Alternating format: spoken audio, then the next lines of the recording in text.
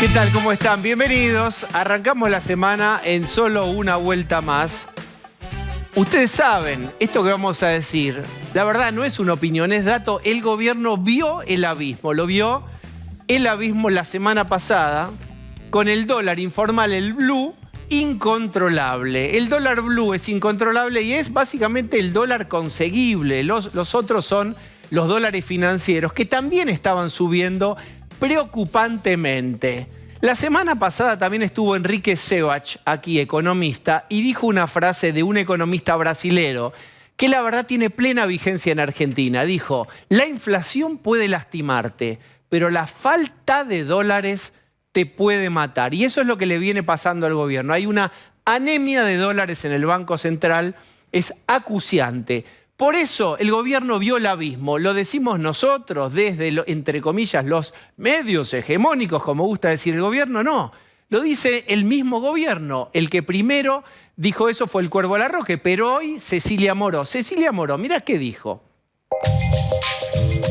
Se me cruzó la idea que tal vez no termine el gobierno. Cecilia Moró en plena temporada de sinceramientos, ¿eh? Esto no es habitual, temporada de sinceramientos.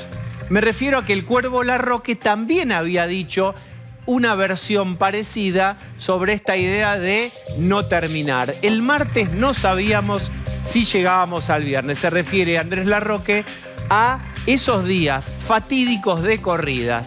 Si la corrida no es frenada, si no está ubicada, si alguien no dice es hasta acá, si no logran detener el avance de esos dólares financieros y del informal, literalmente te llevan puesto el gobierno. Te vas, te tenés que ir.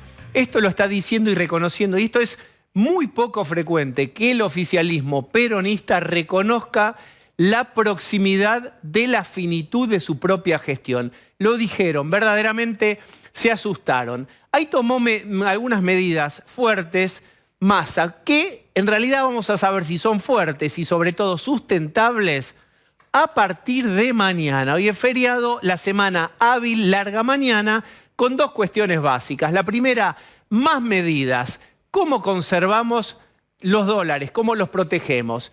Más torniquetes, más complejidades para acceder a los dólares financieros. Vamos a hacérselas más difíciles a los que quieran acceder justamente a estos dólares, porque hay que cuidarlos. Y también vamos a trabajar sobre, diría Foucault, vigilar y castigar a los operadores, todos los que podamos, para que también el informal esté quieto. Y lo otro que vamos a hacer, piensa Massa, es pedirle a Brasil algún tipo de intercambio de no usar los dólares y ver qué es lo que se puede usar, y también el famoso swap con China. Es decir, contener la mayor cantidad de fuga de dólares y juntar, digamos, tu tarjetita en el TEG. ¿Te acordás del TEG? Tu tarjetita, tu misión en la vida hoy, si sos Sergio Massa, es juntar la mayor cantidad de dólares posibles o tratá al menos de que no se te vayan, porque atrás de los dólares te vas vos y atrás tuyo se va el gobierno. Dicho esto, mañana hay un acto que es muy importante, el acto del Día del Trabajador, 1 de mayo. Aquí tienen la CGT. La CGT está en un dilema fenomenal. ¿Qué es la CGT? La representante de los trabajadores formales. 43% de los trabajadores, de los laburantes en Argentina son informales, están fuera de este edificio. Este es un problema, la CGT lo sabe.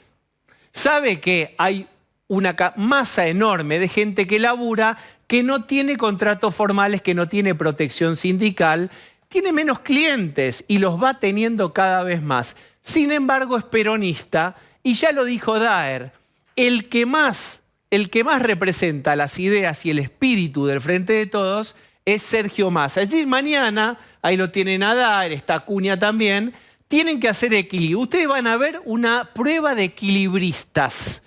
¿En qué consiste? En que la CGT va a caminar sobre un alambre y va a decir que hay que, por supuesto, hacer algo contra la inflación, o los poderes concentrados, o los formadores de precios, o que va a invitar a un acuerdo, es decir, va a poner una luz de alarma en la situación económica desmadrada, pero se va a cuidar de no empujar no va a empujar a Massa, no va a empujar al gobierno porque tienen terror.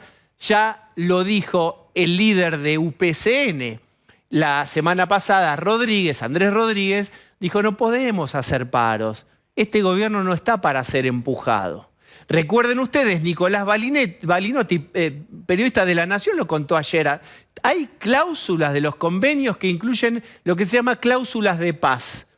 Es: arreglamos, te damos, pero dame. ¿Qué me das? Paz. No empujes. El gobierno está frágil. Disciplinamiento social, disciplinamiento para los trabajadores, a pesar de que es galopante la inflación y la pérdida del poder adquisitivo. No la digo yo. Lo dijo Cristina en el acto, se los dijo. Estamos creciendo, pero el empleo que se forma es precario. Lo dijo Cristina, en una honestidad brutal. Y además, un fenómeno nuevo, acá la tienen. Habló de trabajadores pobres. ¿Cómo puede ser que un gobierno peronista genere trabajadores que aún vendiendo todas sus horas no lleguen a cubrir la canasta básica? Bueno, trabajadores pobres, un nuevo tipo de actor social en la República Argentina. Esto es bastante preocupante. Entonces ustedes tienen a la CGT que mañana va a sugerir, va a advertir, pero no va a apretar. La gran pregunta es, si cambia el signo político, ¿van a hacer equilibrismo también o van a cambiar la cuerda y el equilibrio por una masa y van a empezar a golpear? ¿Cómo se van a comportar? ¿Va a haber un doble estándar? ¿Va a haber una paciencia muchísimo menor si cambia el gobierno? Bueno, este gobierno no garantiza parar la inflación, pero garantiza algo que para el sindicalismo es importante. No se tocan los encuadres sindicales. Esto es lo que dice el gobierno. Nosotros garantizamos que nada de los contratos laborales se va a modificar, o algunos muy puntuales. Ni puerta de entrada, es decir, ni régimen de ingreso, ni puerta de salida, los despidos. No toquemos estas dos puertas. En el medio podemos, algunos convenios puntuales, modificar. Esto es lo que no quiere que toquen los sindicatos. Qué loco, ¿no? Estamos diciendo que el 43% es informal y que se están quedando sin clientes. Bien, finalmente hablamos de Cristina, que además, y esto es muy importante, en su discurso marcó la cancha ideológica. Le dio un apoyo a Massa. Massa es su aliado estratégico, pero no es Nick, nacido y criado kirchnerista.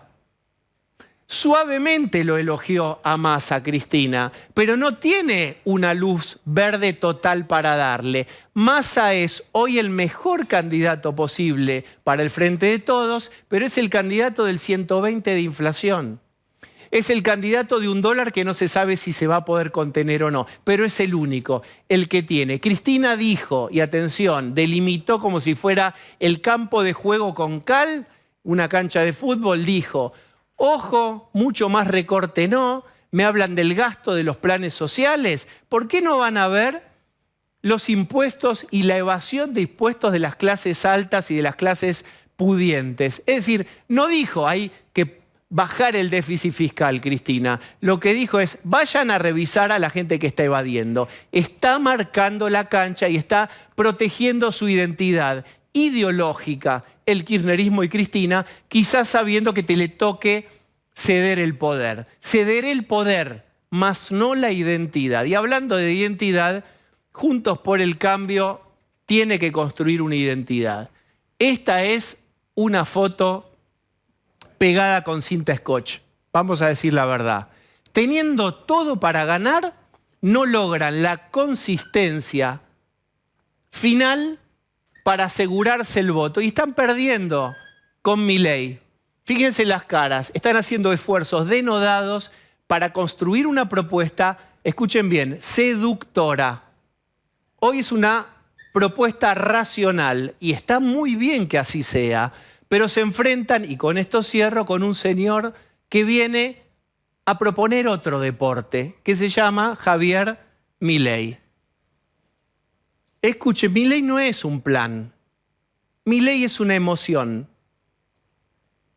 Por eso le cuesta tanto a Juntos por el Cambio. Porque Juntos por el Cambio está proponiendo ideas. No es que Milei no tenga un plan, sí que él tiene planes, las reformas de primera generación, pero básicamente Milei pasa a la pantalla como una emoción. Genera algo emocionalmente el enorme cantidad de la población que está o desilusionada o podrida o no cree. Es un agarre emocional. ¿Logrará impactar emocionalmente Juntos por el Cambio? Es el gran desafío que tiene y lo tiene que resolver, ¿saben qué? Rápido. Bienvenidos. Voy a sumar a mis compañeros. Está Lucía Salinas. Hola, ¿qué tal? Lucía, ¿cómo estás? Buenas noches. Pablo de León. Feliz día para todos. Jessica Bossi. ¡Feliz día! Feliz día para todos. Y está Osvaldo Bazán. Feliz ¿Cómo día vas? para todos, buenas noches. No sé, fue la única que no dije feliz día. El día de mañana es un día, no les pido la bola de cristal sobre qué harán los dólares financieros, etcétera, pero vivimos o venimos de una semana muy turbulenta del gobierno con temporada de honestidades brutales. Cecilia Moro, Cuervo Larroque. Alberto Fernández ya virtualmente está corrido. Éramos 3, quedaron 2, Massa y el kirchnerismo. ¿Qué hay de nuevo en ese rearmado, les parece a ustedes? Mañana hay 2 novedades. Una es que va a haber algunas medidas económicas del contado con liqui y el MEP para las empresas, no para el usuario común que quiera operar con eso. Y por otro lado, viajan juntos Massa y Alberto Fernández. Pero ya ese viaje tuvo una interna, porque supuestamente viajaban el presidente y su ministro de Economía a anunciar un crédito que le iba a dar Brasil para ayudar en este momento. El presidente vendía como que él había generado eso con su amigo Lula y hoy desde el Ministerio de Economía salen diciendo que ya lo había arreglado Massa ese crédito con Haddad, el ministro de Brasil. ¿Qué muestra esto? Que hay una interna de la interna de la interna y un gobierno en total descomposición, viendo cómo llegan, pero tratando de tener un arranque del dólar más tranquilo. Eso lo sabremos recién cuando arranque el mercado. Sí, ahí está puesta la expectativa real, es qué va a pasar después de estas 2 semanas que hubo de mucho nerviosismo, porque lo que hizo el Cuervo Larroque y también Cecilia Moró recuerda un poco lo que también ya había hecho Ferraresi, es reconocer que se caía el gobierno. Es cierto, la frase, muy bien, Ferraresi fue el primero. Sí, y no es habitual, yo también pensaba un poco, ¿para qué hacerlo? Porque no se hace en ese momento, se hace una vez que pasó, y esto un poco sirve para apuntalar a Massa. Porque todos dicen el que salva esto es Massa, Cecilia Moró, que además es de su espacio político, pero Ferraresi también termina diciendo esto, es el salvador del gobierno. Y de alguna manera vos preguntás cómo se reconfigura esto. Bueno, Alberto Fernández trata de generarse una agenda, él tuvo una conversación telefónica con Lula, claramente quiere darse, ¿qué rol se puede dar para parecer presidente? Lo digo con respeto, una agenda internacional, porque después en el resto de la agenda argentina, básicamente el foco de la atención es la economía y hoy la economía la maneja Massa, punto. En consulta con Cristina Kirchner, obviamente. ¿Qué va a pasar mañana? Bueno, hay dudas de algunos economistas sobre si estas restricciones van a terminar generando presión sobre el blue o no. En el gobierno creen que baja la espuma, que están atentos porque la corrida cambiaria, uno no puede decir pasó y ya está.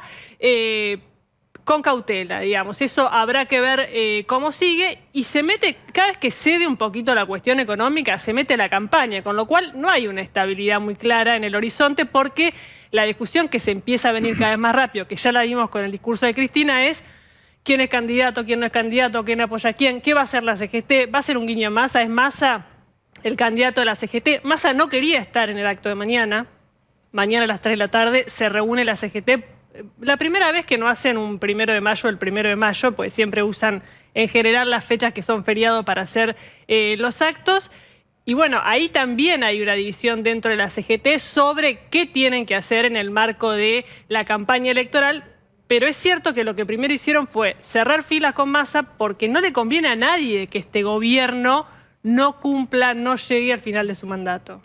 Osvaldo Bazán. No, es interesante pensar que lo muestran a Massa como salvador, como si no hubiera sido parte del problema también. Digo, Massa no es que llegó antes de ayer acá. Massa, en todo caso, lo que hace es ver qué hace con lo que él mismo hizo, porque también es responsable de esta situación. Entonces pensarlo a Massa como el gran salvador, estaba todo mal, pero por suerte vino Sergio. Sí. No, Sergio es parte de este problema desde hace ya 4 años. Está bien, Sí, pero lo para el usan, tema económico para no tienen afuera otro lo plan. usan como- Para el tema económico no hay otro plan. Eso sí, está de bien. No, sí. ese tuit que tuiteó un operador financiero y retuiteó Malena de Massa es el final, es lo que piensan todos, porque hasta la propia Cristina no tiene un plan alternativo. ¿Cuál es la alternativa de Cristina? Las ideas de Kicillof, a través de Augusto Costa, no. Acá hay una realidad que es ¿quién consigue $1 fuera del país? ¿Qué es lo que necesita Argentina? Massa. En el esquema al frente de todos, solo Massa consigue Perdón, $1 estamos fuera todo del el tiempo país. poniendo... ahora la expectativa es Brasil y China, pero yo recuerdo que hace 15 días la expectativa era el campo, porque Sí. el maravilloso plan Soja 3 que había hecho Massa seguramente iba a dar de 5 a 10 mil Y los millones de bonos dólares. en dólares de los organismos públicos. y Hablemos de ANSES. todos La esos medida bonos del que cada ANSES. vez, Siempre una hay vez por una se- vaca nueva. Esa vaca no la habíamos visto, pero tiene leche. Digo, Sí. todo el tiempo estamos hablando de las expectativas que nos levanta Sergio Massa, que entre las otras expectativas había dicho el 3% en abril. Entonces, Sí. digo, la expectativa es siempre 2 semanas más allá. ¿Para que ya vuelve Massa? ¿Para que ya viene Massa? ¿Cuántos dólares consigue? Pero Pero el no es una tema- expectativa el de la tema es sociedad. Perdón, ese. déjame que aclare solo una cosita por si se entendió mal. No es una expectativa de la sociedad Claro, no, sí, frente sí, a sí, Massa. sí, es la política, claro. va cambiando las caras de quién es el sí, salvador sí. del momento. Pero Bien, también lo que me sí. parece es que estas medidas, hace 15 días era el Soja 3, después era China, tiene que ver con la carencia de un plan de gobierno a mediano Claro. y largo plazo, y es la respuesta a casi 4 años de una falta de gestión clara. Entonces son todas medidas que vienen, esto que vos decías, esto no lo vimos, bueno, esto nos puede servir. Nada responde a un plan económico serio, profundo, a largo plazo, y que además piense no solo en causar un poco la Argentina, sino dejar una Argentina un poco más ordenada para la próxima Eso gestión. me interesa. Es No. sobrevivir. No seré feliz, pero tengo candidato. Dice, sin decir Héctor Daer, vean ustedes.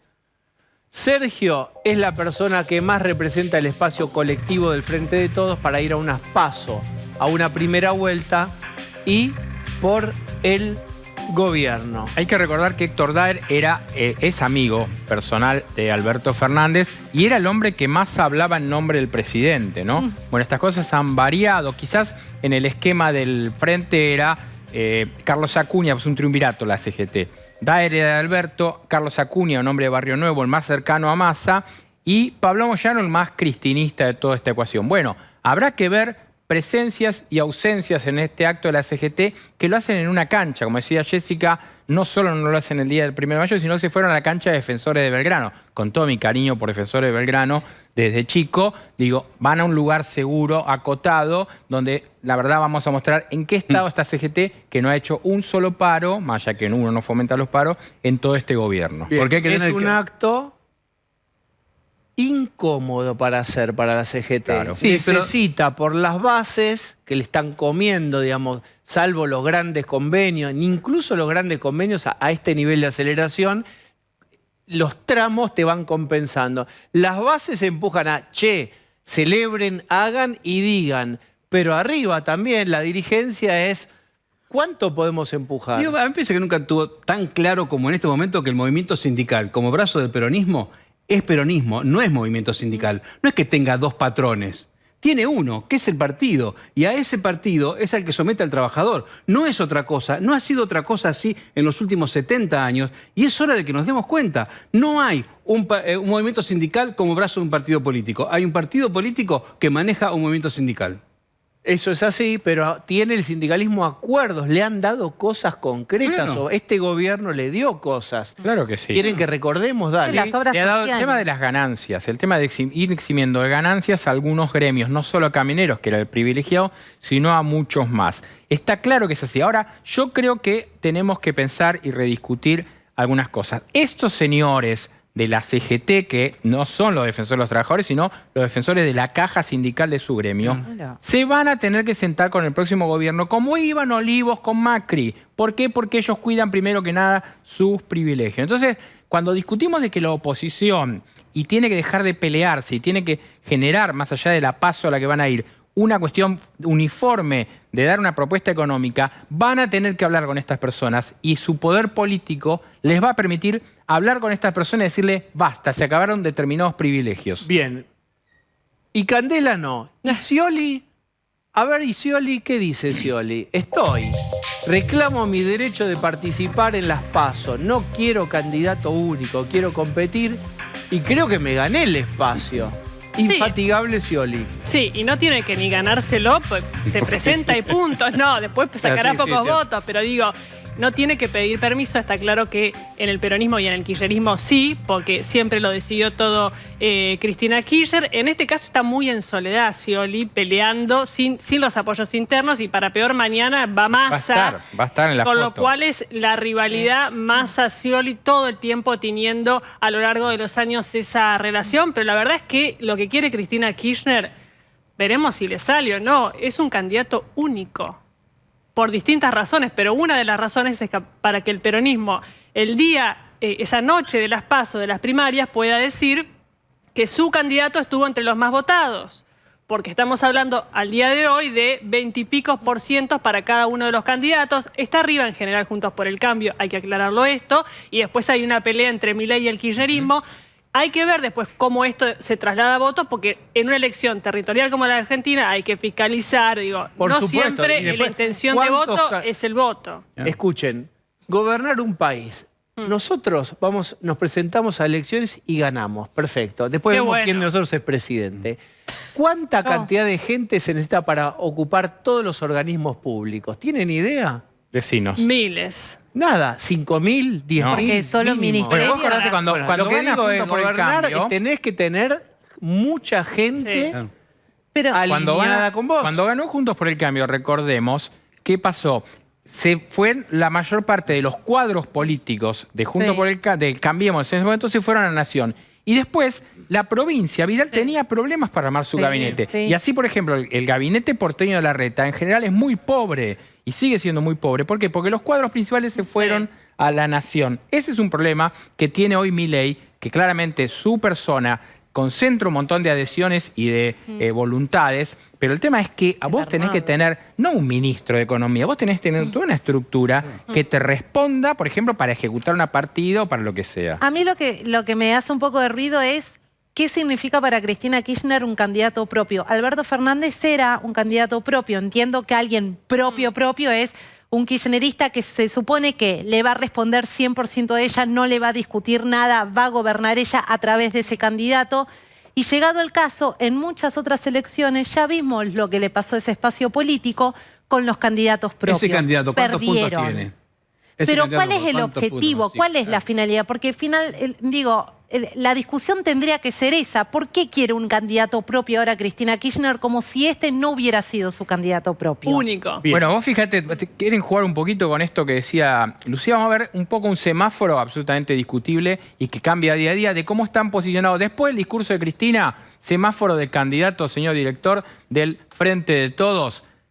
Ahí está. Alberto Fernández, obviamente, ya se bajó. Después del discurso, dale nomás. Y rojo, tiene...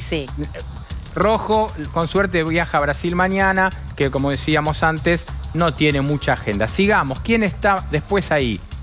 Daniel Scioli, Pichichi, tiene los avales para ser presidente, tiene hasta las gorras, Daniel 2023. No, bueno. Sí, tiene las gorras hechas. Veremos si las puede salir a repartir como en viejos tiempos. ¿Qué más? Vamos a ver dos posibles. Guado de Pedro dice que Cristina no bendijo a nadie en el acto. Discutible este criterio, pero dice eso y dice que no va a ser vice de nadie. En un momento se hablaba de la fórmula Massa-Guado. Lo quiero ver, lo quiero ver. Lo quiere ver Jessica Bossi. Y el último, el que hasta diciembre tenía todo el apoyo de Cristina. Habrá que ver si esa luz verde la tiene con los próximos números de inflación que van a salir la semana que viene, los nuevos, y también claramente los números de la pobreza históricos en un gobierno peronista. Está Mariel Fornoni con nosotros. ¿Cómo estás? ¿Qué tal? ¿Cómo les va? Buenas noches. Bueno, ¿quién va a ganar y cómo Así va nomás, a salir? así lo hacemos rápido. Y gracias por venir. Dale, ¿no? Tanto se dice que el gradualismo ya no tiene espacio. Bueno, ¿quién va a ganar? Sí. No, hablemos en serio. El otro día Cristina hizo una maniobra discursiva. Sí. Lo puso a Milei, polarizó con Milei. ¿Fue algo visceral, fue algo estratégico o A más B? Yo creo que fue más estratégico que visceral, mucho más estratégico que visceral. Igual lo visceral siempre predomina, ¿no? En Cristina también se le va un poco, pero me parece que fue estratégico. Subirlo al ring a Milei era importante. Creo que están muy preocupados cuando uno mira, más allá de que la verdad que mirar hoy encuestas de intención de voto es muy raro, porque no se sabe quiénes son los candidatos, no se sabe en qué espacios están tampoco, la gente no sabe si... no sabe. Pero fuera de eso, claro, yo creo que preocupa un poco lo que hablaban recién de decir que aparezcan distintos candidatos del Frente de Todos con 5 puntos. O sea, si hoy uno lo mirara racionalmente diría, bueno, la verdad que el Frente de Todos es tan variopinto que tendría que haber distintos candidatos para las distintas corrientes, ¿no? Algunos más de centro derecha, algunos más representantes de la cámpora. Lo que pasa es que ellos se encuentran con una elección donde van a tener 4 o 5 candidatos, esos 4 o 5 que están ahí dando vuelta, que van a medir 5 puntos, 4 puntos, eso es lo que miden hoy. No hay ningún candidato hoy que represente, y me parece que ese es el miedo con que se encuentran, ¿no? ¿Para qué lo sube a Milei y polariza con él y prácticamente hace una línea de continuidad entre lo que pasó con aquel señor sin pelo de ojos claros y lo que podría pasar con el señor con pelo de ojos claros? Eso es para inflar a Milei y quitarle votos a Juntos por el Cambio, es porque verdaderamente están preocupados por los votos de gente que antes eran pibes kirchneristas que ahora votan a Milei. Por un poco de todo. Yo creo que hoy Juntos por el Cambio aparece primero, ¿no? En la suma de poner 2 candidatos. Si María Eugenia Vidal no se sabe qué va a hacer, pero si la interna llegara a ser entre Patricia Bullrich y Horacio Rodríguez Larreta, son 2 candidatos que suman hoy la mayor cantidad de puntos y quedan en primer lugar. Me parece que Milei hoy todavía, Cristina lo ve en tercer lugar, y me parece que esa polarización intenta poder subirlo, sacarle votos a Juntos por el Cambio. Lo que pasa es que me parece que hoy le sacan muchos votos al propio kirchnerismo. ¿Cómo se los espera? Ahora vamos a eso. ¿Cómo se los saca Juntos por el Cambio? Hay un señor o una señora que están viendo el discurso y dicen, digamos, si Milei es el enemigo de Cristina, entonces ahora voy con Milei. ¿Es eso? Rústicamente te lo estoy planteando. A ver, rústicamente la polarización hasta ahora funcionaba y prácticamente en las últimas elecciones el 90% de los votos estaban concentrados en 2 fuerzas. Entonces, poder subir una fuerza, lo que pasa es que me parece que el voto de Milei no entra en esa polarización. ¿Y cómo lo subís? A ver, juguemos a esto. Sos totalmente distinto. Hablale al auditorio para levantar a Milei y soy Cristina. Sos Cristina, vamos. Y quitale al Juntos por el Cambio. ¿Cómo haces? Yo creo que primero, si fuera Cristina, haría una autocrítica de por qué abandonó a ese segmento de jóvenes que estaban muy preocupados. Si fuera Cristina no haría la autocrítica porque nunca la hizo. Sería una novedad maravillosa. Bueno, por eso sería una versión revisada de Cristina. A ver, yo creo que a Cristina lo que le pasa es que la gente que la seguía en algún punto se sintió abandonada. Vos pensás, de la pandemia ahora habla un poco de inflación y habla de algún tipo de preocupación, pero la verdad que de lo único que hablaba era de sus causas, de su persecución política, de su. La verdad que la gente no sintió que Cristina lo hubiera acompañado. Y además, un poco esto de que el mercado electoral se renovó, entraron muchos jóvenes, para los cuales Cristina ya fue, o sea, es un personaje de otra, que los escuchó a los padres hablar de Cristina. Además es probable que Cristina no le dio nada, ¿no? Que ni siquiera vayan la boleta. Es probable. Bueno, eso ni hablar, ¿no? Con lo cual es más ajeno todavía. Si de verdad no va en la boleta, que todavía no lo sabemos, yo tengo mis dudas de que quieran conservar la provincia de Buenos Aires sin Cristina en la boleta. Tengo mis dudas, por ahí puede pasar. Pero la verdad que es un personaje que ya hoy no los interpela, porque no habla de los problemas de los jóvenes, no soluciona, o sea, es un gobierno que fracasó, que trajo a otro gobierno que también fracasó y del cual se quiere desentender. No hay hoy una interpelación. Ahora, ¿cómo interpela a Milei en la interna de Juntos por el Cambio? Porque vamos a suponer que esta jugada de Cristina de que hay un votante que mire más a Milei para dañar a Juntos por el Cambio, pero digo, el votante más duro que votaría o que vota a Bullrich en la interna, ¿de ahí saca más votos a Milei o también le saca a un Larreta que por ahí es el más paloma, es la paloma de la discusión con los halcones? No, le saca más a Patricia Bullrich, me parece que ya se lo ha sacado gran parte de ese voto. Y también después cuando dicen, bueno, pero miremos la segunda vuelta, lo que hay que tener en cuenta es que el voto de Milei es un voto muy joven. El fuerte del voto de Milei, hay de todo, por supuesto, pero si vos mirás, el segmento clave es el segmento joven. Y el votante del PRO es un votante de 50 años para arriba, el fuerte del votante. Entonces, cualquiera que sea el candidato del PRO, no sé cuánto le va a sacar Milei. Porque Milei no hace una polarización, no es o sea, Juntos por el Cambio es voto a ellos porque no quiero que gane Cristina. Milei pasa por otro lado. Es esto, vos decías, lo emocional, es el que se vayan todos, o sea, representa muchas cosas. Pero Milei. de toda la gente del 100% de los argentinos que van a votar, ¿qué porcentaje tienen hasta 30 años, suponete, 34 años? Y hasta 40 tienen casi el 50% del padrón, 46% del padrón hasta 50%. ¿Cuántos jóvenes van a ir a votar? Yo creo que también en los segmentos jóvenes mucho tiene que ver con cuánto te cautiva o emociona el candidato. Todos sabemos que el voto es obligatorio, pero bueno, en los de 16 a 18 no. Y después el resto, los jóvenes, la verdad que todos sabemos que lo que implica no ir a votar es un pago de una multa, que no sé si la habrán actualizado, pero era creo que 50 pesos. Ayer hubo internas en Mendoza y en los departamentos que se votó, el 58% de la gente fue a votar, el de los que podían votar. El 58%. Bueno, y venía Río Negro, que había sido el 60%. Claro. Mariel, ¿por qué Juntos por el Cambio no logra interpelar a ese electorado joven también?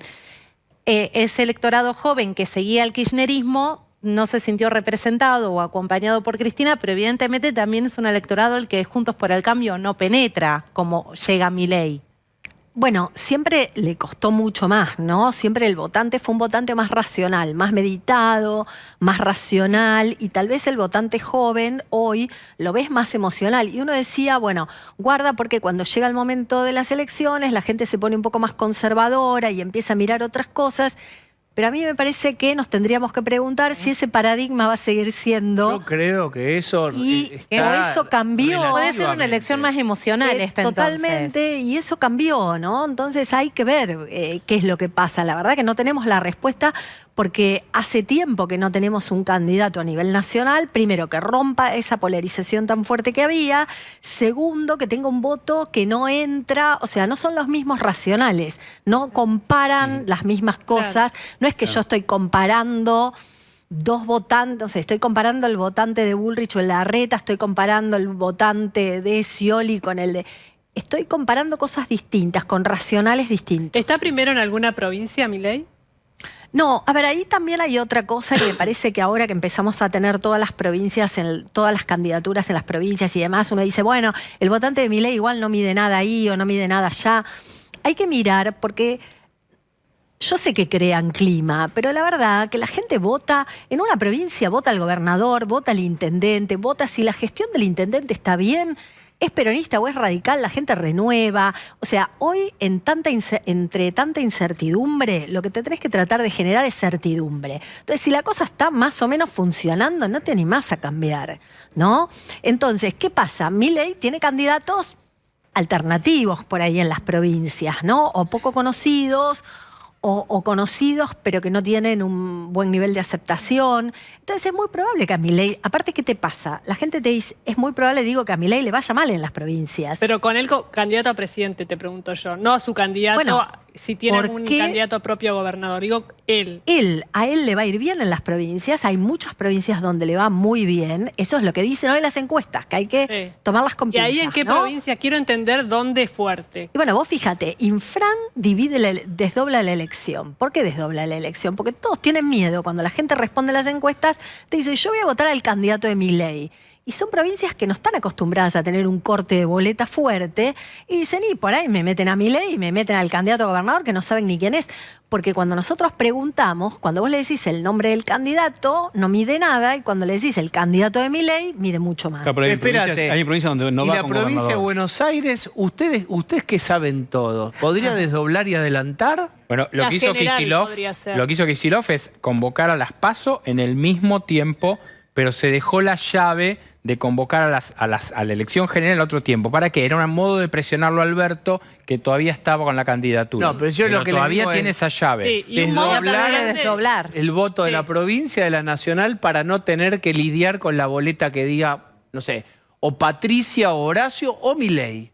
Sí, pero no la Lo- tiene a Cristina. Lo puede hacer, y bueno, pero es la hipótesis de Cristina que no es candidata a nada. Creo que cuando Kicillof toma esa decisión, piensa también en eso. Claro. A ver cómo es. En eso, si Cristina no es candidata a nada y él Claro. es candidato a gobernador, le conviene desdoblar, porque si lleva un candidato malo, candidato nacional, lo Legalmente perjudica lo a puede él. hacer. Sí, Legalmente sí, lo sí, puede En hacer. un sí, rato los estábamos hablando de gobernadores Nuevo tienen esa Santilli, que potestad. ya está de esto también, ¿eh? Si Cristina no es una candidata, jugada- si Cristina no es candidata a senadora, está la posibilidad de que desdoble, puede decir, bueno, me juego yo, que supuestamente Kicillof retiene todos los votos de Cristina, por ahí es la persona que más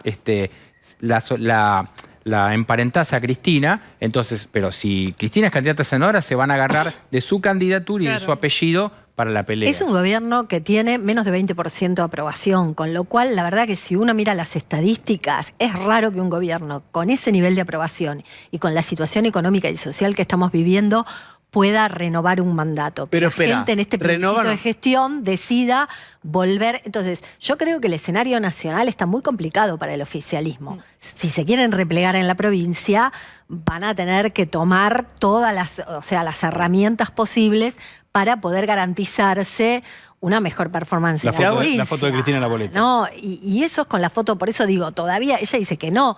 Veremos qué fuerza tiene el candidato a nivel nacional. Te ¿no? propongo No me una parece- sección que acabamos de inventar, que se llama Consejos no pedidos y gratis. Bien. Que es, dale un consejo que no te pidió el Frente de Todos, pero vos se lo das igual. Si a ellos les gusta, después te dejas el CBU y te transfieren. No creo que Dale un transfiera consejo. nada. Dale. ¿Qué le dirías? Bolso más fácil. La valija. Yo hoy creo que representa mejor al Frente de Todos una enorme cantidad de candidatos y creo que el tema de múltiples candidatos podría hacerle atraer más votos si realmente son distintos y no son puestos por el dedo de Cristina. La verdad que yo lo que creo, y esto es algo previo a todo esto, que me parece que estamos viviendo en un momento... Estamos viviendo una crisis económica de la cual estamos acostumbrados porque hemos vivido muchas veces, pero también una crisis política en el sentido de que los dos grandes líderes, dirigentes de los dos espacios que hasta el momento han liderado esa grieta, digamos, y que concentraba el 90% de los votos, no pueden ser candidatos porque no tienen los votos para ser candidatos, porque tienen un nivel de rechazo altísimo, porque Para vienen ganar. de alternancia de dos gobiernos que han fracasado. Pero tampoco me parece que tienen hoy el dedo suficiente para convertirse en grandes electores. Entonces, el La gente consejo no los es- representa. Yo Vayan no a sé si una un paso. candidato de Cristina con el dedo de Cristina hoy le cierra. Bien, Cristina, para que nos... Señora Creo que no, va. vicepresidenta. Creo que no. Lo que digo es, no use su dedo, abra una paso. Primer consejo. Juntos por el cambio... Eso Sí. después también tiene el otro lado, ¿no? La otra cara, que van a encontrarse con candidatos que midan 5 o 10 puntos contra un candidato de Juntos por el Cambio, que no sé si irá un solo candidato o irán más candidatos en la provincia, pero con un candidato que mide 20 puntos. Bien. Claro. Ahora están anotando, en Juntos por el Cambio están con el avirón y está el anotador. Consejo gratuito no pedido para Juntos por el Cambio. Juntos por el Cambio me parece que tiene que mostrar una cara más feliz cuando tratan de mostrar unidad y ordenar su interna. Yo creo que están en el... A ver, hay diferencias siempre. Hay dos candidatos, hay dos situaciones diferentes y están ordenándolo. Me parece que este es el momento de ordenarlo. Parecería que empezaron ese camino. Me parece que ese es el camino y eso es lo que demanda la gente que vota Juntos por el Cambio. Después con sus diferencias, me parece que hay candidatos distintos. Hoy tal vez el lugar de Patricia Bullrich es un poco más difícil en el sentido de que lo tiene a Milei, que no se puede correr mucho más a la derecha. Entonces hay votantes que ya perdió, que ya se fueron por ese lado. Y me parece que también estamos hablando de Juntos por el Cambio como si habláramos del PRO. Y me parece que Juntos por el Cambio, si entendemos de estas fuerzas que generaron, ¿no? Una grieta, voto esto para que no venga el otro, es mucho más que el PRO. Me parece que hay que ver qué pasa con Juntos por el Cambio, qué pasa con la coalición, qué pasa con el radicalismo. Me parece que la autocrítica que hizo Mauricio Macri cuando terminó su gobierno fue: nos encerramos demasiado en el PRO. Bueno, no repetirlo. Me Bien. parece que es un consejo. Bien. Si nos llaman pidiendo... Avisale, nos avisan. pasale el mensaje. Muchísimas gracias, de verdad muy interesante charlar con Mariel Fornoni. Si ustedes me acompañan, podemos hablar de la provincia de Buenos Aires, que es también el lugar donde se juega la gobernabilidad. No lo digo yo, lo dice la historia, sobre todo de los últimos 25 años. ¿Cómo estás? Muy bien. Bien. Tomé nota, ¿eh? Tomé un poco nota. Tomaste nota. Sí, tomé nota. Fíjate que el perfil te está protegiendo. Gracias. Gracias por proteger del perfil. ¿Te atendió bien un médico y bien Sí, el golpe? me atendió un médico, gracias a Dios. Me dieron algunos puntitos acá. Golpe que podría haber sido una desgracia, pero fue esas desgracias con suerte. Bueno, también te atendió una primera dama. ¿Querés ver? A ver. Vamos a ver. Ahí está. Ahí está Fabiola, porque vos habías posteado sobre este accidente en el gimnasio y Fabiola te contesta: ¡qué bien! Ni yo tengo tiempo de entrenar. ¡Qué suerte, Diego Santilli! Te llamó la atención. Empezamos por algún lugar, como la imagen es fuerte. Tenés que estar mal para ironizar con la desgracia de otro, ¿eh? Digo, podría haber perdido el ojo y yo no me jacté de eso y fui al médico. Ahora cuando te empieza a preguntar todo el mundo, por lo menos lo explicás de alguna manera y la verdad que me parece espantoso, espantoso. Cualquiera, yo no le deseo a nadie que pierda un ojo o que tenga la posibilidad de tener, o que le pase lo que me pasó a mí o que tenga una desgracia. La verdad que está mal eso, me parece muy mal. El comentario era sobre cómo tenés tiempo para entrenar, no están trabajando lo suficiente, ni yo tengo tiempo para entrenar. No vale la pena explicarlo, pero el que nos conoce a nosotros sabe que arrancamos muy tempranito y terminamos tarde. Y en la parte del arrancar temprano también hay 2 veces por semana que uno trata de hacer alguna actividad física, correr un rato, hacer algo de gimnasia para estar un poco mejor. Pero bueno, en mi caso aprovecho que tengo un hijo que es corredor, que él antes de ir a la facultad, él entra a la facultad a las 8 de la Corredor de mañana. autos. Corredor de autos. Voy a la mañana con él, 6:30, y hacemos un poco de gimnasio. Bien. Está Mariel Fornoni y en la sección de consejos no pedidos y gratuitos dijo: Juntos por el Cambio tiene que reconfigurarse, mostrar una identidad, mostrar que no es el PRO, que también es el radicalismo, y tiene que hacerlo. ¿Qué pensás vos de este momento en donde hay que hacer nítida la oferta electoral? Porque Milei es, yo decía en el principio, no sé si es un plan, él tiene un plan, pero digo, básicamente es una emoción. A ver, hay algo que suscribo. Yo represento al PRO y muchos de los que estamos en la mesa que viste el otro día somos el PRO, pero somos Juntos por el Cambio. Y la sociedad a la hora de votar vota Juntos por el Cambio los que nos votan a nosotros. Entonces, no sesgarnos, no encerrarnos es algo importante. Y yo considero que esa es una primera parte. Después, es clave la unidad. Ahora, la unidad vos la podés tener de 2 maneras. La podés tener compitiendo, que es lo que yo creo. A mí me tocó siempre competir para los lugares que me tocó ocupar. Tuve que competir. Entonces, competir, si lo haces de manera propositiva y positiva, es bueno. Es bueno porque te amplía. Nos pasó con el 2021 con Facundo Manes. Fue una competencia, hubo algunos chispazos al principio, por supuesto, pero no pasó de eso.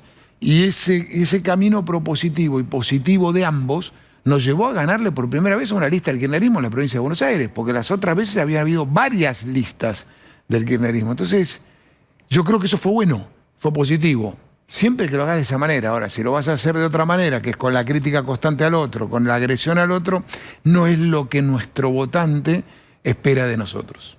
¿Podría desdoblar, según tu información, Kicillof o adelantar las elecciones de provincia y despegarlas de la nacional? Mira, pongámonos en el escenario. ¿Qué están tratando de hacer? Yo digo, pueden hacer cualquier cosa. ¿Por qué? Porque la estrategia es más de refugiarse. no de ir a sostener sus ideas. La idea más de ellos es, me refugio en el distrito donde tal vez tengo mayor volumen electoral. Tal vez, digo tal vez. Digo, porque el gobierno ha fracasado en la educación, ha fracasado en la seguridad, ha fracasado en la economía, la inflación, la informalidad, ha fracasado en la salud, ha fracasado el gobierno. Eso es el corolario de un presidente que decide no voy a competir de nuevo por una reelección. Entonces, ahí está el fracaso. Y ese fracaso se traslada a lo que está tratando de hacer el gobierno, dejarse la llave para decidir. ¿Pero escuchaste esta información que estábamos comentando? Sí, lo escuché en varios lugares. Escucho a que se guardan la llave para decir en el final, están viendo si nosotros nos peleamos o no nos peleamos. Cuando vos entrás en eso, es que ya estás orejeando para ver qué te conviene más. Y cuando orejeas para ver qué te conviene más, irremediablemente terminás perdiendo. Yo creo que uno tiene sus ideas, sus valores, hay que plantearlos arriba de la mesa, competir, y si la sociedad te quiere acompañar, te acompaña. Ahora, es difícil que puedan explicar qué es lo que han hecho con la inseguridad. Es difícil, porque lo que han hecho es más inseguridad. Han liberado delincuentes, han quitado el cuidado de los ciudadanos en todo el conurbano. Anda a mirar lo que te dice la sociedad, está a la deriva, está sola. El vecino se siente solo cuando se va a laburar, cuando vuelve a laburar, está preocupado con sus hijos, está en las cadenas de chat de cada uno de los vecinos de los barrios más humildes para ver cuándo viene la hija, cuándo viene el padre. Así no se puede vivir. En inflación, es el gobierno más inflacionario de los últimos 25 años. Vamos a la seguridad en la provincia de Buenos Aires. Sí. Desde que uno más o menos está escuchando política, siempre es, la policía bonaerense debe ser comandada por un civil, debe ser comandada por un policía. ¿Qué se debe hacer con eso? ¿Cuánto se puede confiar en la bonaerense? Estoy haciendo una generalidad injusta. ¿Y cuánto tiene que aportar? Bueno, la prefectura, gendarmería, todo el último tiempo parecía que la solución venía de afuera de la bonaerense. Y quizás sea injusto porque como cantidad de agentes que laburan poniendo todo y dejando todo a cambio de poco. Sí. Pero digo, ¿cómo pensás vos una policía? ¿Cómo debería ser para que esta vez sea un poquitito distinto? Mira, lo primero que te quiero decir es yo no generalizaría. El que hace las cosas mal está afuera. El que es policía y que tiene la vocación de ser policía y combate el delito, bienvenido adentro. Ahora, ¿qué es lo que hay que hacer? Hay que tener un plan integral para la fuerza. Y eso habla de la formación. Si nosotros creemos que la educación es la salida de nuestro país, ¿por qué no lo va a hacer en términos de seguridad? La capacitación, el salario. Digo, ¿cuál era la policía que más problemas tenía en Europa en los 80? Scotland Yard. Surge la New Scotland Yard. ¿Qué fue? Salarios. Formación. ¿De dónde la sacarías? Mira, vos tenés 90.000, un poquito más de 90.000 hombres y mujeres. Muchos tienen carpeta médica. Otros están haciendo tareas administrativas. Vos necesitas a toda la policía en la calle. Toda la policía en la calle y que sepas dónde están. Y hoy, ¿sabés dónde está un camión de basura y no sabés dónde está un patrullero? ¿Pero de dónde sacás en este país, con los problemas que tiene y fondo de olla, para subirle salarios a los policías? Lo primero que tenés que hacer es definir cuál es tu estado. Si tu estado tiene 30 ministros, que lo merecen, un cargo de ministerio, vos tenés que ocuparte de la seguridad, de la salud, de la infraestructura y del trabajo. Estas son las 4 cosas que tiene que ocupar el Estado. De la salud, por supuesto. Entonces vos decís, ¿por qué se ocupa de todas otras cosas? Yo hace poco discutí, ¿se acuerdan? Cuando en enero, primero día de enero, cuando 500 millones de pesos en gel íntimo. 26.000, te pongo un número, sí, pero pongamos un número actual de este gobernador. 26.000 millones de pesos en casas de la provincia. ¿A vos te parece en esa infraestructura en vez de informatizar los trámites, en vez de darle autonomía a los municipios, en vez de seguir poniendo cargos y cargos en la política adentro? Esa plata la podés destinar... Acá está Baradel sentado. Sí. Charla con él. Mira, yo creo que hay que hacer 3 cosas. Voy a ser claro. Decíselas a él. Claro. Currícula moderna. No solo los chicos tienen que aprender la lengua y la matemática, que son básicos para poder tener comprensión de texto, sino también robótica, lógica, tecnología. Te quiero recordar algo, mientras vos haces una noble enumeración. Baradel ya se viralizó un video donde está él en un acto apoyando la reelección de Kicillof. Es decir, tiene una representación que es un cargo, un lugar institucional y también tiene un sesgo político Bueno, entonces marcadísimo. pero entonces que sea candidato. Que sea candidato o no secretario general de un gremio. Que sea candidato. Que sea candidato a diputado, que sea candidato a senador provincial, que sea candidato. Pero si estás al frente de la educación tenés que velar para que los chicos tengan evaluación constante. Tenés que velar para que haya actualización docente, para que los docentes puedan actualizarse todos los años, capacitarse y prepararse mejor para darle más herramientas a los jóvenes. Y tercer tema, infraestructura y equipamiento. Y eso hay que descentralizarlo, tienen que ir a los municipios. Vos conocés a secretarios generales de los gremios. Mañana uno sospecha, van a hacer equilibrio, porque son gremios, la mayoría son peronistas, y tienen que reclamar sin empujar. ¿Cómo imaginas un gobierno de, hipotéticamente, Juntos por el Cambio, en un escenario en donde todo el mundo dice que los primeros meses la inflación no va a bajar y la situación no va a mejorar en lo inmediato? Hay una doble vara y ¿cómo lidiarían con si es que hubiera esta doble vara de tolerancia mínima a algo que no es peronista? Hoy la tuviste. Lo que hemos visto estos años es la doble vara. Bueno, ¿y qué harías O sea, con otro eso? gobierno lo hubieran hecho más paros, más discusión, más piquete, más corte. Pero más allá de eso, no conozco ningún gremio que no quiera que haya más trabajo. Parece a mí. Entonces los gremios tienen que pensar si van a seguir teniendo planes por un lado o más trabajo para la gente. Entonces yo lo que creo que nosotros, mi política social para la provincia de Buenos Aires va a ser generar trabajo. Me parece que esa es la visión que nosotros tenemos que tener. Educación para que los chicos tengan más oportunidades. Trabajo para que vos tengas vacaciones, aguinaldo, tu jubilación, tu acceso a la salud como corresponde. Y seguridad. Seguridad. Algo en lo que me ocupé y salió bien. Vuelvo.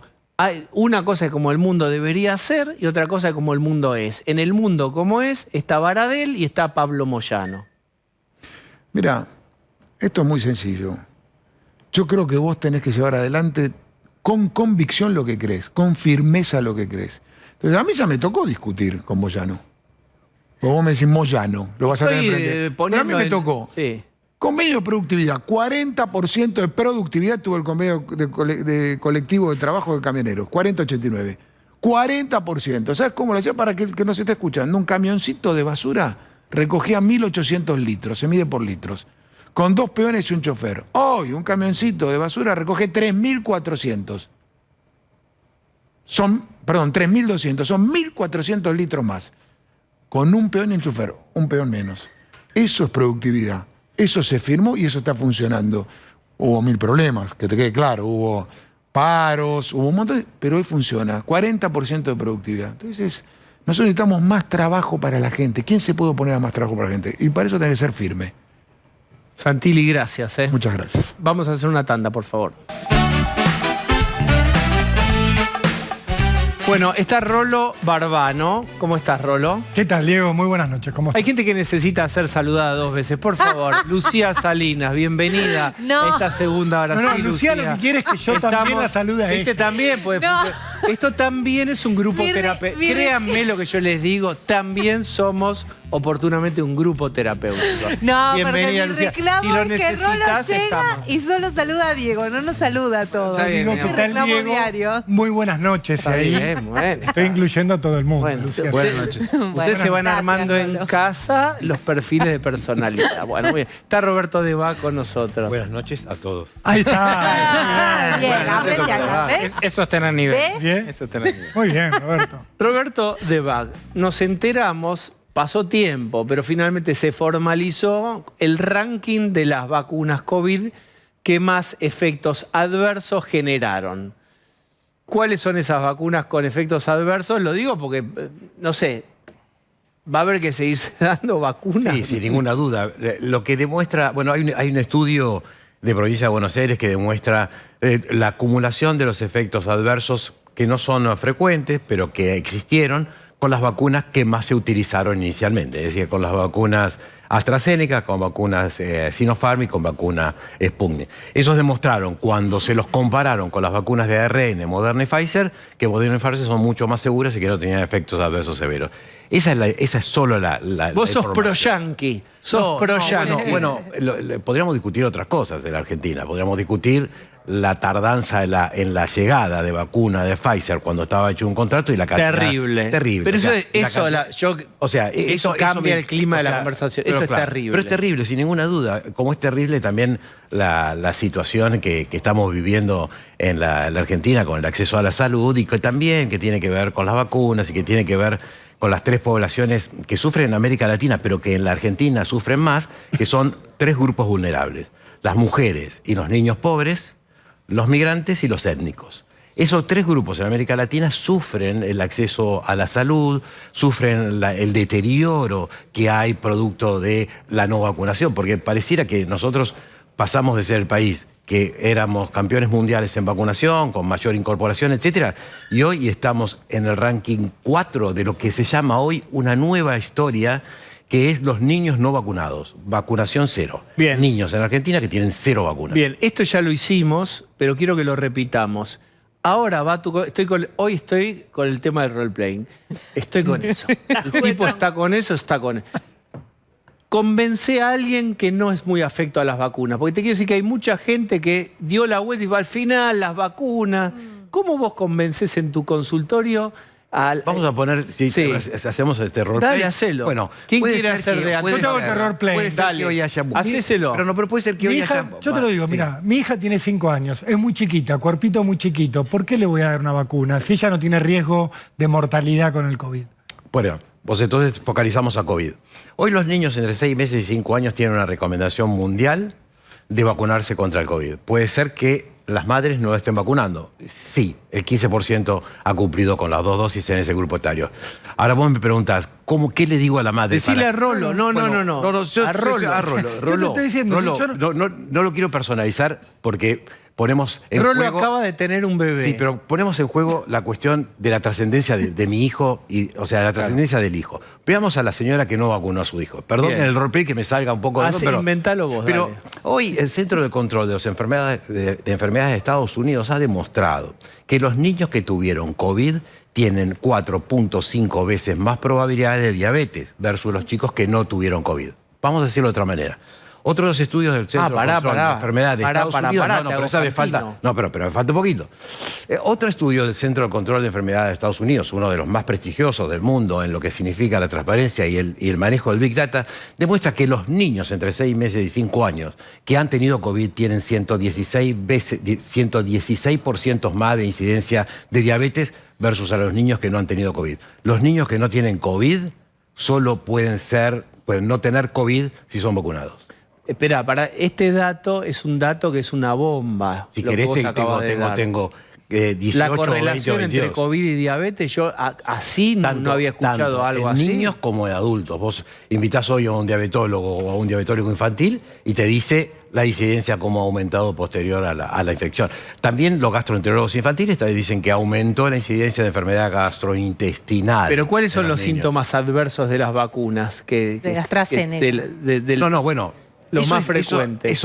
Los más frecuentes son el dolor, el sitio de aplicación. Sí, hoy vacunas que ya no se usan. O sea, convengamos. Por eso yo digo, el efecto adverso, AstraZeneca no se usa más. Janssen y Janssen no se usa más. ¿No se usa más? No hay más. Sinopharm no se usa más. ¿AstraZeneca Sputnik, tampoco? Nada. O sea, no. ¿Por qué? Porque hoy se ha demostrado, si quieren, este concepto pro-yanqui, se ha demostrado que las vacunas de ARN son las más eficaces y las más seguras. Las más eficaces y las más seguras. Es el gold standard, es el estándar de oro. O sea, hoy las otras vacunas, no. Pero se pusieron millones de dólares, se puso el gobierno... Bueno, estábamos en un momento pandémico y sabíamos que cualquiera de esas vacunas que se administraron con una dosis a los 20 días bajabas la probabilidad de muerte. Eso ya es la historia. Pero ahora, para el Sputnik 2 que se iba a hacer acá, ¿qué va a pasar con eso ahora? No, el Sputnik no se hace más en ningún lado.